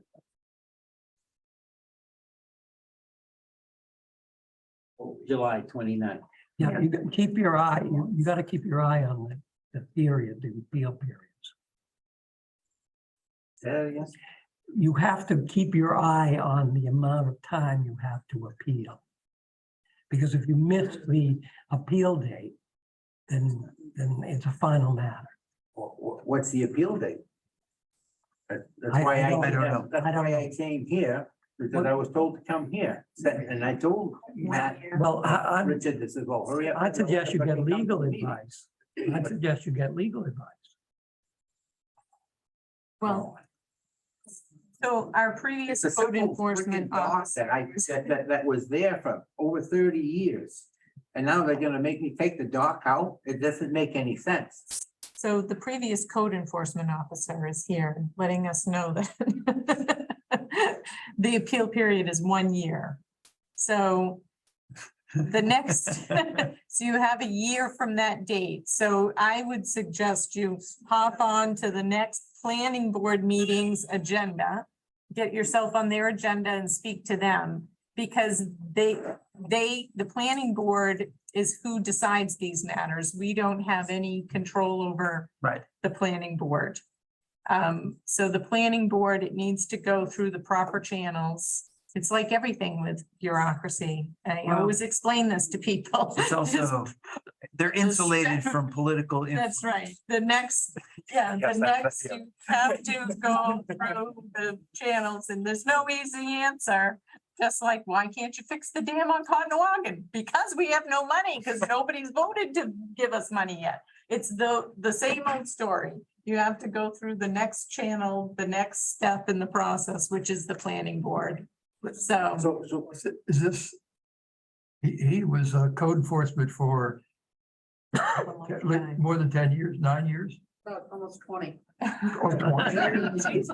Time's flying when you're having fun. So he, The two docks were there when I was code enforcement officer. Dave Lehman let the two docks be there.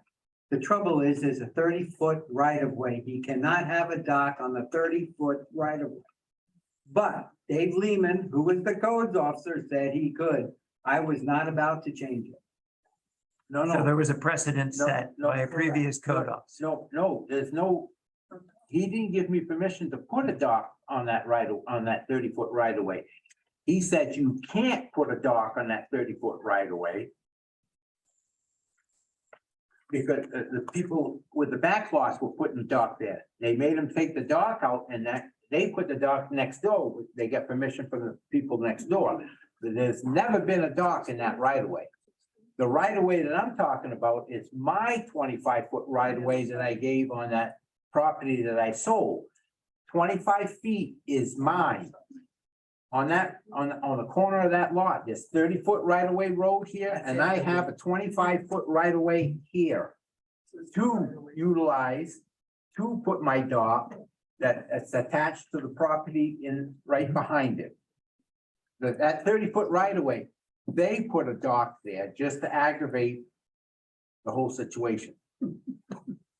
Dave, how does he go about getting on the planning board? Does he have to go through Richard? Just go call Richard or see Richard on Friday and get on the docket. Yes. Yeah. Call Richard and tell him you're not happy with his decision and you want to go in front of the planning board and he'll get you on the agenda. Remind But you have to Right. tell them that you want to be on the planning board's agenda. Right. And then how's that gonna take that they put that third dock in there in that 30-foot right of way? Well, bring all those things in front of the planning board. That's not supposed to be there. That hinders the usage of that 30-foot right of way for anybody that has. Once you apply to the planning board, that letter gets put on hold until a decision is made. So you're good with that letter, just go to Richard tomorrow and get on the planning board docket. There's been precedents set where backlots have been allowed to put docks, although the last one was that they weren't allowed. So I'm not about to say yay or nay on planning board decisions, because Yeah. You never know. never know. No, I I'm sold sorry, that I mean- property at a reduced rate for that reason. Right. And seems so that the dock's been there for up to years, where's the problem? Right? Well, Thanks for coming last 2 weeks ago and now, but really, we can't do anything. We don't have any jurisdiction. But you know where to go. Yeah. yeah, exactly. Yeah. The next step is the planning. And we were lucky to have Mr. Shaw here to Yeah. give you some. And the next step would be the planning board, and there is a right of appeal to whatever the planning board decides as well. The next meeting is the 8th of September at 7 in this building. The planning board. But he has to have. Eighth of September. Yeah, but you have to be. But you have to get on their agenda. So, So go talk to Richard. You only have until tomorrow. yeah, Yeah, so go talk to the code enforcement person. And let him know that you're appealing his decision with all due respect. And that you'd like to be heard by the planning board at their next You're available. not meeting. appealing his decision. You just want to get on the planning board, Yeah. have it heard. yeah. Can we move to the next item? Yeah. Thank you. What time is, Justin, what time is Richard in the morning? He's in on Fridays. He's been on Friday. He generally comes in the hours that the town office would be open, so it would be like 9 to 5, but he's kind of does appointments on Fridays, so I would send him an email or give him a call. He tends to do inspections and stuff on that day, just because the office is closed basically, except for him. Sometimes he's there early, sometimes he's there early. Yeah, sometimes, yeah, exactly. Good luck. All right. Okay, we're on to considering reappointing Winona Prince to the Conservation Commission. I so move. I'll second. So Joe has made a motion and Chris has seconded it to reappoint Winona Prince to the Conservation Commission. All those in favor? Thank you.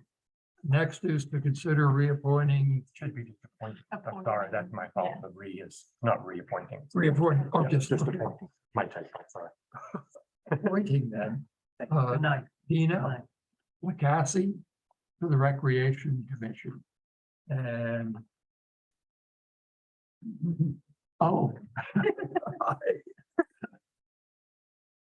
Yeah. I need a motion. So moved. Second. Okay, so Joe made a motion.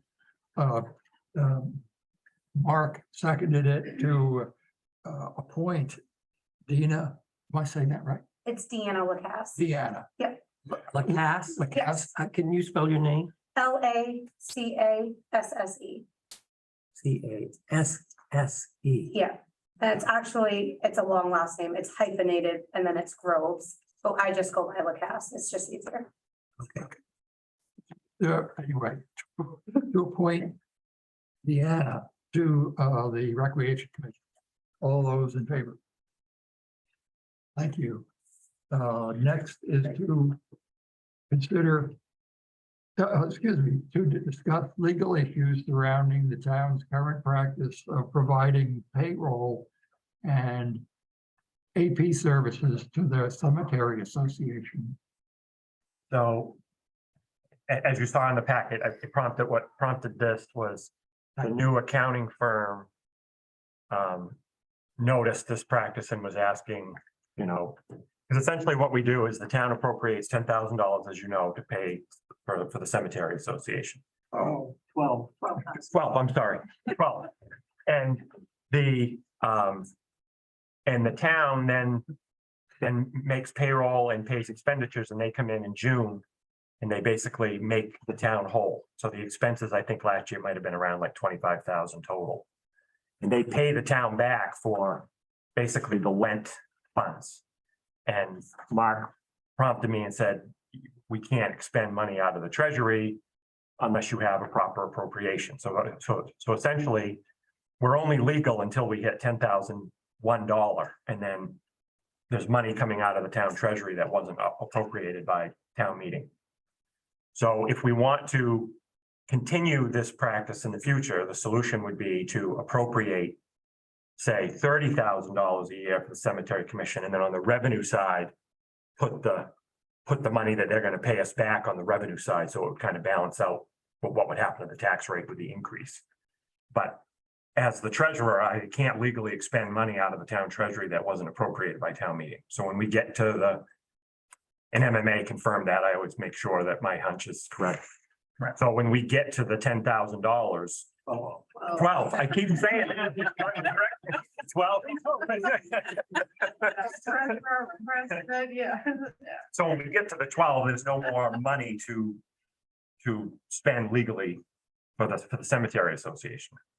So I guess the question is, if for next year, if you want this practice to continue, we have to change kind of the way the warrant article works, and we need to do similar to what we were suggested to do for the beach that we did. We have to specifically get language in the warrant that authorizes us to operate payroll and AP services for a non-town entity and appropriate the appropriate amount of money to cover all of those expenses until we get reimbursed. So that's kind of Technically, some of the properties are deeded to the town. Yep. Does that have any impact? It does in the fact that it would allow us to even have this agreement at all. It's the same thing with the beach. Like if they weren't allowing public access up there, we wouldn't be able to ever pay to mow that under any circumstances, because it would be like us mowing someone's front yard. But because there is public use of it, and the same argument can be made for the cemeteries, cemeteries, if the Cemetery Association went away, it would default back to the town to take care of them. So there's that issue. Somebody has to take care of them. So wouldn't you want the same amount of the expenditures of the revenue? So therefore, if you have the revenue less than the expenditures, you'd be running into that same problem, If the expenditures say made $30,000, and right now we're doing 12. If I took the 18 and I added the 18 on the revenue side of the budget, because the Cemetery Association was essentially going to pay us back, that would be okay. It wouldn't impact the tax rate, but it would show that the town authorized these monies to be spent in excess of the 10, 12. I don't know why I'm stuck on this 10, so I can't help myself. So Justin, am I understanding correctly that we're not looking at an immediate change to our procedure, but something that would come into play with our next budget cycle? And we would Right. just need to formalize the agreement Yes, with something that the voters would then Yes. be asked to approve. yes, we would need to have the warrant article written in such a way, and then we would need a formal contract, just like they told us that we would Yep. need with the beach. I think that makes sense. One of the other issues, Justin and I talked a little bit this afternoon, where the payroll is coming out of the town. Does that put any kind of liability on the town where, are we now responsible for, tax withholdings, workman's comp coverage if one of these workers was to get hurt on this job? We always have been. So the Cemetery Association currently has an active workers' comp policy. No, No. we pay the town The town. based on That's the salaries. whole that are reason. paid. Okay, so that's the So it is purpose. covered. That's the purpose of the agreement, Right. is that the Cemetery Association can enjoy the town's insurance portfolio And of services. Yeah. We have our own liability protection and officers Right. coverage and such, but Right. the workers' comp is because payroll is handled by the town. So So these workers are covered Yes, under the town's we had workers' someone comp. injured who they were paid. So, yeah. And so would that then have been reimbursed by the association to the town for that cost? In that instance, I don't know. I'm not familiar with how that, But it would have to be. Otherwise. well, It's such a. well, it impacts, It is. it would be a small impact, but right, like any claim influences the rate which we pay for all of the town employees. So if a whole bunch of, say, all the cemetery people got hurt all at once, or all the public works people, it does have a big impact on what our rates would be, but it's not a direct payment. Anything above the 12 gets paid. So if we hire Mark to mow the lawn and he gets hurt and the workman's comp, then we're gonna be assessed through the town office. Right. It has happened. Okay, yeah, I would assume that. Because we reconcile I at mean- the end of the year. I print out all the expenses and then they figure it out and then they send me the difference. So it's the way it worked. It seems to me like the process as it's working now is fine. Yeah. But that we're really just formally, we've neglected the formality of asking the voters in the proper way. Right. Yep. That's what I think the We just need accounting. to tighten it up. If you wanted to keep doing it, it's fine. We just have to tighten up how it's done to properly authorize it. Yeah. So that we're all covered. So it'll be on the warrant, Right. Clarifying the numbers and In the how it process. happens in the Yeah. process. So, Why did the auditors never? Because they don't look at everything like that. They have, At the end of. they the have year, certain expenses that they just kind of Yeah. pull invoices for, and they look at them, they have a threshold on what they think are the riskiest areas in town, and that's kind of what they look at. So you can go a long time with a certain practice that's really, they won't even look at it, so they won't identify it. It may have been small enough that they weren't, I mean, like 15,000 is kind of getting on the bubble, but that's not as big a deal as say, 1 million. This has been going on forever. yeah. It's 1914. Well, it goes back to So- the whole bureaucracy thing. so, Well- right? Believe me, I would love to write a treasurer's report to the association not showing a negative. Because as a treasurer, you never want to see a minus. Yeah. And from July, end of July on, when the 12,000 is gone, all my budget line is zero, because we owe them all this money. So I'm reporting it as a negative until I withdraw funds, put it in our checking account to send to them. I think we obviously want to make this work. Or, yeah, Our problem becomes now that we're aware of the fact that we've been told you shouldn't be doing this. And we continue to do this and it's not the right thing to be doing. We need to make sure that we're doing the right thing. Because now we become liable when we didn't know we were doing the wrong thing. We're not really on the hook for something, but now that we know we're doing the wrong thing, we need to figure out how to do the right thing. That solution works, will work. And I'll get together with you and we'll go through the numbers and just pick a number It's high that enough. works, Yeah. that's high enough that we know will never go into the negative.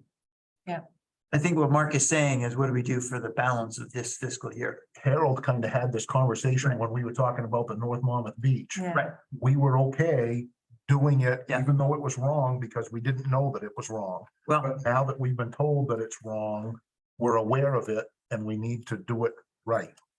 I can go to Mary too, because this is obviously an opinion from MMA. They're not gonna defend us. I can go to Mary and I can see if she has a suggestion, just like she kind of was more okay with the Okay with beach the up there. beach She's thing. like, yeah, I think you're all right for this year, but next year we should really tighten it up. And we might get any, Get the same go if we ahead. could get that, that would be helpful. I will do that. if we really wanted to dot the i's and cross the t's as soon as feasible, as soon as it's feasible, we could use the November election to have a warrant item approved by voters.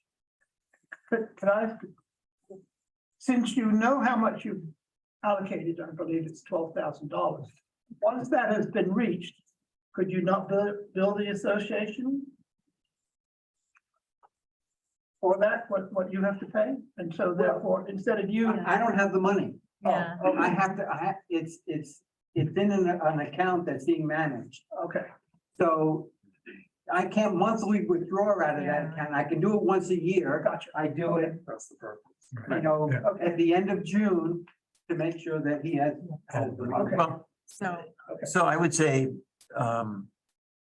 to Mark's point, when you're having that conversation with Mary. Yep. Yeah. To ask her if she thinks the amount of potential liability to the board and to the town is such that it would necessitate a warrant item Yep, okay. being presented to voters potentially in November. Just for the balance of this fiscal year. It's needed, or can it wait Right. till June? Yeah, does it, yeah. If I can just, well, because I've been on the board longer. anybody Since knows. 1914. Well, my mother was born. You've aged well. Yeah.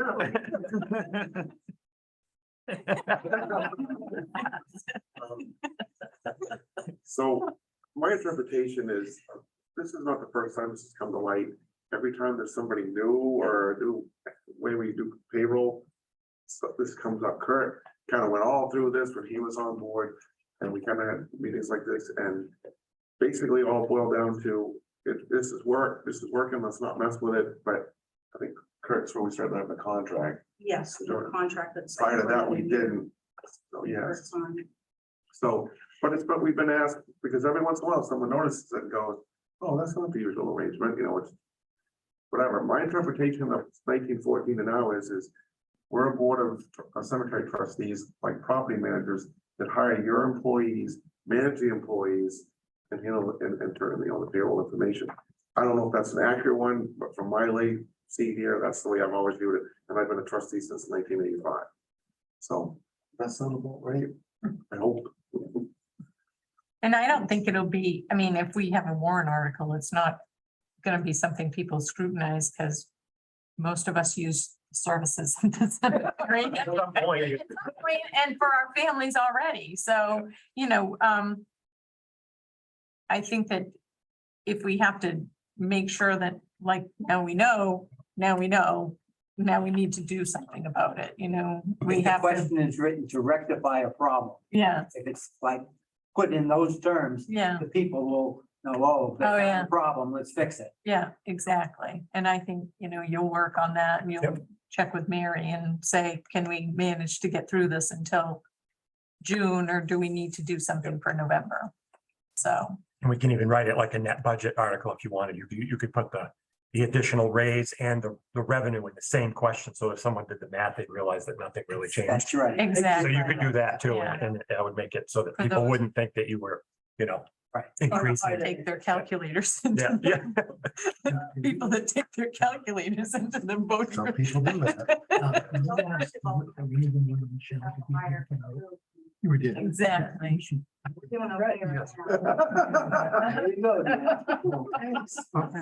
So Are you guys good? So that's it. I just wanted you to, I just wanted to talk about it. We enjoy our relationship with you. We appreciate all the support that we get. Thank you very much. Oh, thank you. $1,000, right? Yeah. Yeah. So on to consider the TIF appropriation for in this year's tax commitment. And this is for Reagan, if we have questions. She's here. If you have any questions, I asked her to be here today. The main question is because we had that appraisal of the substation, which brought in approximately 10 million. You adjust that by our next year, our certified ratio will be 90, so it's really like 9 million. This is the only year, if you so choose, to add that money to the TIF without it impacting the tax rate. So if this year you left it, if you left it at the 120,000 that it's been since the TIF was, since it was created. If you were to say, no, we don't want to put it in there this year, it would then, all this new revenue would become general fund revenue. And next year, if you tried to use it, you would be impacting the tax rate to put money into the TIF. So when new revenue comes in, you have to use it the first time it shows up, or it becomes a tax increase. So basically, it's a new appropriation on the general fund in the second year. Does everybody understand? So the issue is that we have to decide now so that when Donna comes next Tuesday, she can do her calculation, and at your next meeting, you can commit the taxes. But I need to know whether you want this new revenue to be general fund revenue, or whether you want to put more money into the TIF, because it impacts the tax rate calculator that she's going to put together. The total amount of new revenue, when you do the 10 million times the certified ratio, if you were say, if the tax rate was similar, it would be like 80, ballpark at 85, 86,000 in revenue is what we're talking about a year. This would be a one-time thing. We'll go back to 120. No, this would be 120 plus up to that 85. So you could go all the way to you could go to 205 or somewhere in that range in revenue into the TIF if you so choose. If you wanted to use all this new revenue to put into the TIF, that's what the new number would be. And the advantage for being in the TIF is what? That's a complicated question. It's a good one, but it's a complicated question. If you are gonna use the money for, there's two ways to look at it. In a TIF district, it shelters that revenue from revenue sharing, school subsidy and all that, and all that stuff. County tax. County tax. If you, like I've kind of talked before, if you're clever enough that you can use TIF revenue for things that you were going to do anyway with the general fund, that's the best advantage, because now you've sheltered all this stuff, and you've also taken general fund things that would be general fund expenditures, and now you're using TIF money for it. So that's kind of the best of both worlds. But then you also have to look at it through the lens of what townsfolk want. So if you want to add new services that are in line to what Kent's Economic Development Committee is working on about trails and all that, you just kind of have to weigh that in your own mind about, what you're willing to. Do you want the revenue to buy down the tax rate, or do you want to do these new things? So it's you kind of have to make that choice as the people that make the choice. But what the TIF would be for new things. If we amend, I don't want to speak for Ken. If you want to talk about this, you can. Well, I was actually going to invite Reagan. Oh, sure. To see if she had any comments. And she's still there. She is. Here I am. Hello. No, and I apologize. I've been bouncing in and out. My internet connection is unstable for some reason. And I apologize. I couldn't be there in person. We're having a little health issue at my household. So, but that said, yes, I think Justin kind of laid it out for you pretty clearly. If you don't capture this new tax revenue as part of the TIF district, then it becomes susceptible to those shifts, those tax shifts that we talk about, where you'll have to pay some more in county taxes, you would get less in revenue sharing and less to aid to education. That said, there may be some immediate tax relief that the town might want to take advantage of with making that money less restricted, which would mean putting it in the general fund. So you would have less of it, but you would be able to use it however you would like. I also want to mention that I think that the Economic Development Committee has been discussing the merits of a TIF amendment in the next year or so. I'm going to say that very broadly, but within the next 6 months to a year. And at that time, you can all look at how much money is going into the TIF district, what the expenditures are that you can use TIF money on. That we're trying to figure out whether we can spend TIF revenues on some kind of larger infrastructure projects, if there's a way to interpret the law so that we can help the town in that way. So I know I'm not being particularly clear, but I think it's a matter of listening to how constituents are feeling right now. And this would not necessarily have to be the end all and be all decision, because we are looking to do a TIF amendment, and this money could be reallocated in a different percentage elsewhere in the future if that's what you choose to do. So I don't know if that was helpful at all, but It is. I'm happy to. Yeah, Reagan, I've got a question for you. Sure. If we decide, so we've got $85,000 of additional revenue coming from this revaluation of the CMP substation. This additional revenue that comes to the town, we can either put it in the general fund and say, hey, we're going to lower the immediate tax rate, or we could put it in a TIF and shelter some of that from future taxation from the school district, the county, the revenue sharing allocation that we get from the state. So that's our choice tonight, right? Is either we go left or we go right, right? Right. Either we take the Correct. 85 grand and say, we're going to give them all a tax break and it's going to be right away, but we'll pay county taxes and school RSU. taxes and all these other things in year 2. That's gonna kick in on that 85 grand. And that would be permanent, because if we decided at some point in the future, oh, we need 85 grand for economic development, sorry, that's gonna be raising taxes to find the 85 grand to do whatever you want to do. On the other hand, if we take this found money, 85 grand, by the way, that 85 grand a year only cost us a $5,000 consultant fee, just FYI. In perpetuity. It's 85 grand in perpetuity. No, you're right. Okay, so if we take the 85 grand and we park it in the TIF category, and that means that we don't have to pay county taxes, we don't have to pay the RSU, we don't have it counted against us when they do the revenue sharing thing. What I'm hearing you say is that's a parking spot. That is not a permanent decision, because at some point in the future, we could actually shift it out of the TIF and put it into the general revenue. Is that correct? Well, what I'm saying is that in future years, as this value continues to be assessed, the town could choose to change the percentage of capture, the amount of the percentage of money that it captures in the district, and put more or less in the TIF district and the general fund as it sees fit. Because, and I apologize because I didn't have I don't have your TIF district in front of me. You capture 50% That's of correct. new revenue. That's right. Right.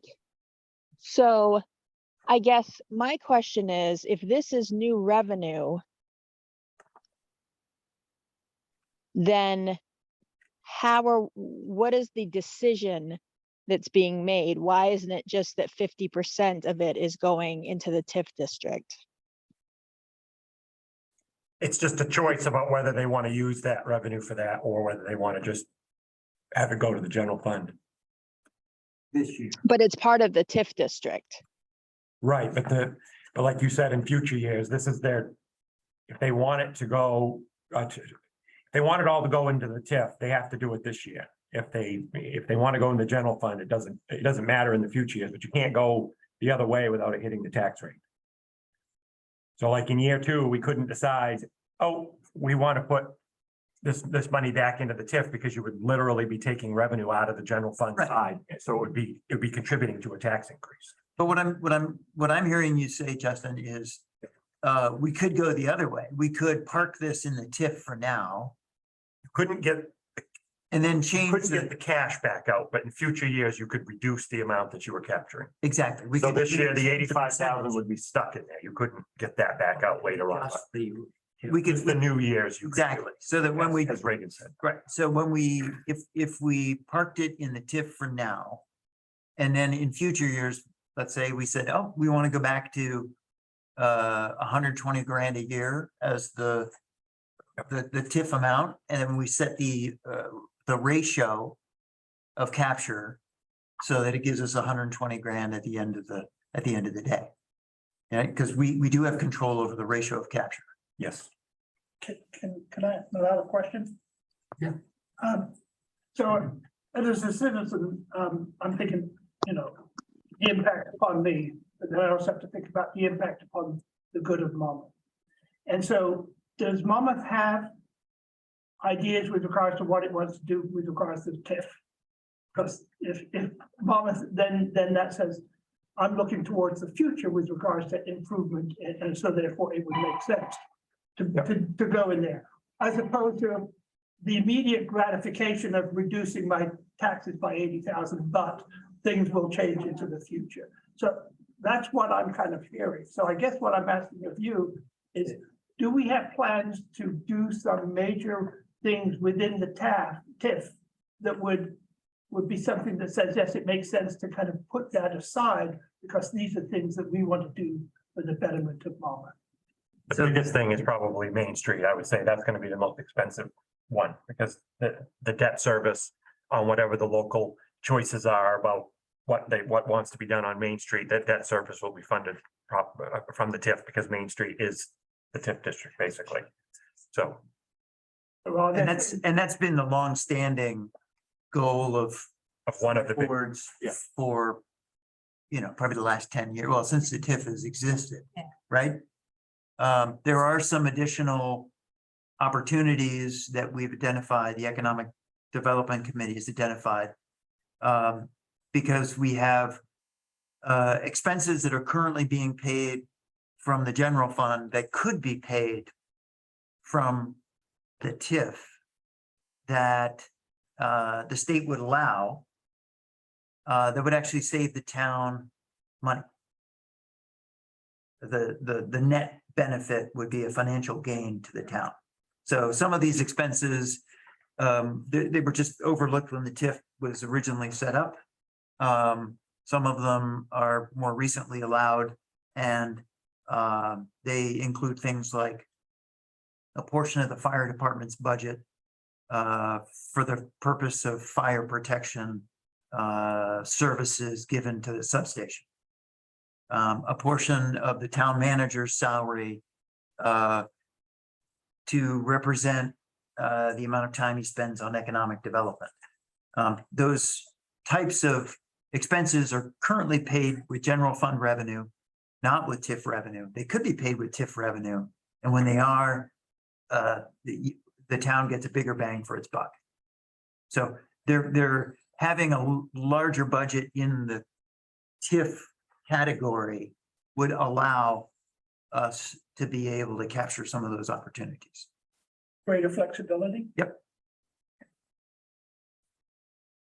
So So, we making a motion? yeah, I'll make a motion to put the increased amount from the new valuation, blah, blah, blah, of the CMP substation into the TIP district. That's my motion, I'll second. correct? any further? The only thing I see, and maybe there's a project coming up that's gonna take this, it seems to me that the TIF is building and building and building. We're putting more money in all the time, way more money than we're using. And I think, just to say the TIF was up in $1 million range. As of the last audit, which you know is a couple of years old, is about $1 million sitting in the account right now. We're capturing a lot of money, but we can't find enough things to do with it. Well, I think that's been the charge of the new Economic Development Committee Right. there was nothing being done. There really was absolutely no economic development going on. And now we've got somebody on hand that can tell us more things that we can do with it. And the new Economic Development Committee is coming up with a List of better, priorities. And and a that's- list of priorities. and a When we better get to our plan goal setting do stuff, that. we can talk a So- little bit more about that. And I think that that's the biggest thing, is that we've got some real activity going on there. You know, with chiefs involved and Kent's involved on it and several other people, but I think there's been some really, good movement in a positive direction to come up with a plan for that TIF money. Where it's just been, $1,000 here, $2,000 there for things that have been inconsequential, but the bigger bang things are out there. Poor choice of words. I'm sorry. Yeah, I mean, I know taxes are important to the townspeople and the taxes, if we had a chance to reduce the taxes, that's, a lot of people are in favor of that. And is it gonna be beneficial in the long run to do this? Is it gonna save us money? It may. But we may have to review this in the years coming to adjust it if the fund just continues to build and build and build. Well, how much of our budget goes to the RSU? Did you want to know what this monthly payment is? It's 1.6, I think we're up to. So this month's payment to the RSU is $486,000.60 times 12. So they would just keep billing us more. If our Yeah, it balances out somewhere. The RSU is gonna bill us for more if we are getting more in taxes from CMP. I mean, that's the thing that drives me crazy. well, let's do the TIF. That's- Can we move the question? Yes. So, Chris, I Chris made made the a motion Ken and seconded. Kent seconded it to use the TIF appropriation in this year's tax commitment. That's correct. That'll work. All right, I believe all so. those in favor? Mark I'm gonna oppose. opposes. Oh, well, first opposed. That's okay. So good. Okay. The next thing is to approve a TIF funding request from the Monmouth Museum for Apple Fest. I just put this in front of you today because I didn't have it when I sent the Yeah. packet out. So And their request was for how much? 2,000. $2,000. I move that we approve that TIF. I'll second that. So Joe has made a motion, Chris has seconded to approve the TIF funding request from the Monmouth Museum for Apple Fest. All those in favor? Thank you. No, Honeycrisp.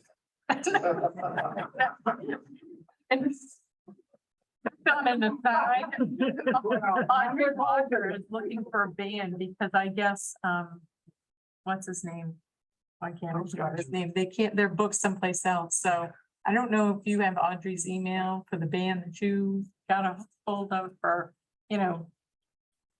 the beach party.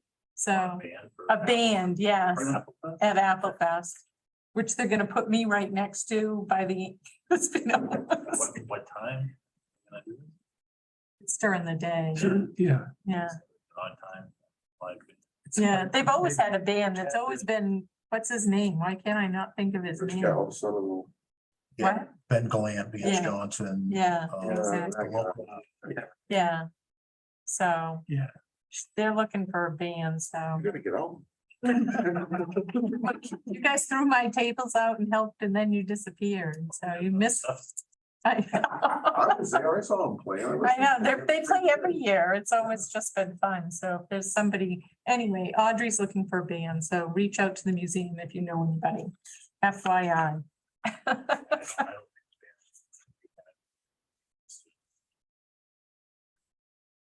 So, anyway, Next is to discuss a date for goal setting, a goal setting meeting. So we discussed having one of those. I just didn't know when you wanted to do it. I'll put it on the agenda. And the other question is, do you want it to be like a workshop that's before the meeting, or do you just want it part of the meeting, or do you want it on a weird day? But those are all kind of the questions. I just wanted to see how you want to handle that. Do we have a big agenda for our next meeting? Not yet, no. Just don't have public comment. well. Come on. This is number 2 for most of us. Yes, yes. You want to do our next meeting? I don't know. How do you guys feel about that? Would you rather have the goal setting outside of that? I mean, Question. Goal setting, is it just board envisionment? Is it gonna involve department heads and their thoughts about their I department? don't think it's capital improvement. Okay. It's not capital improvement stuff, really. Well, Right, no, It no, could include that, but I it mean, could include that. And if you wanted to widen it to that, that may be helpful to have like, have department heads here, because they all have their own goals that they might want to put in front of you. And then if you can prioritize those, that makes it easier for me as we go through. If I kind of know that, Dan wants this, but you guys think it's way down here on the list, then Yeah. I can tell Dan, no, you can't have that. a lot of thought goals, from previous years, when we've done this, are related to like a salt shed. Yeah. A fed salt shed, roads, Cressy Road, they're. Fire station. that never goes away.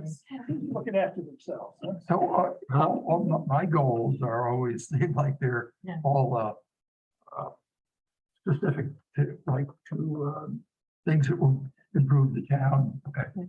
But I think one of the biggest goals that I've had is the whole thing we talked about earlier in the meeting is to, what are we doing about All these properties. 8 pages of people of unpaid taxes that need to be addressed? I think, because what else does that do? It might bring money into the town.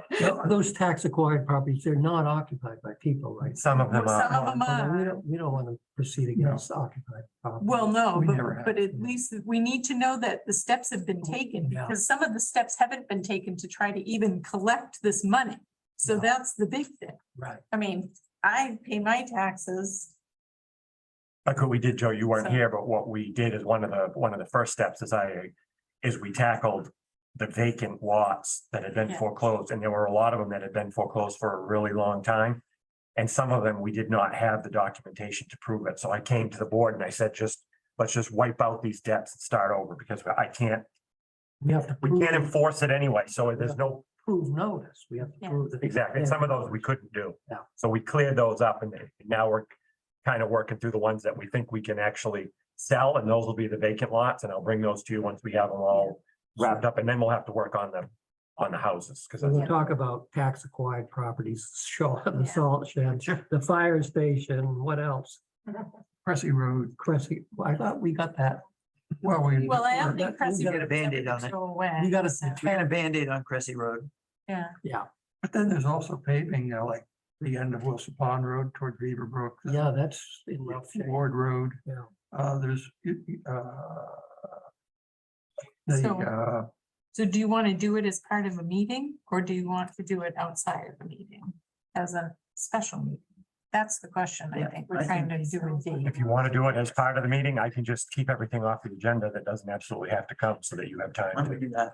I mean, we're all here. We Yeah. cleared our calendars for that night. Yeah, Yeah. I'll keep everything off. Hopefully it doesn't rain and I'm not 20 minutes late. The public comment, just put the 2-minute back. There's stuff on the island. Yeah, it's screwed up on very schedule. Storm. That's all right. So do you want to do it on the, Can't run a boat in the lightning. on, it'd be the seventh, I think, right? What day is that? It's a September 7th. September 7th, okay. The only business item other than the warrant that'll have to be on is you'll have to commit the taxes that night.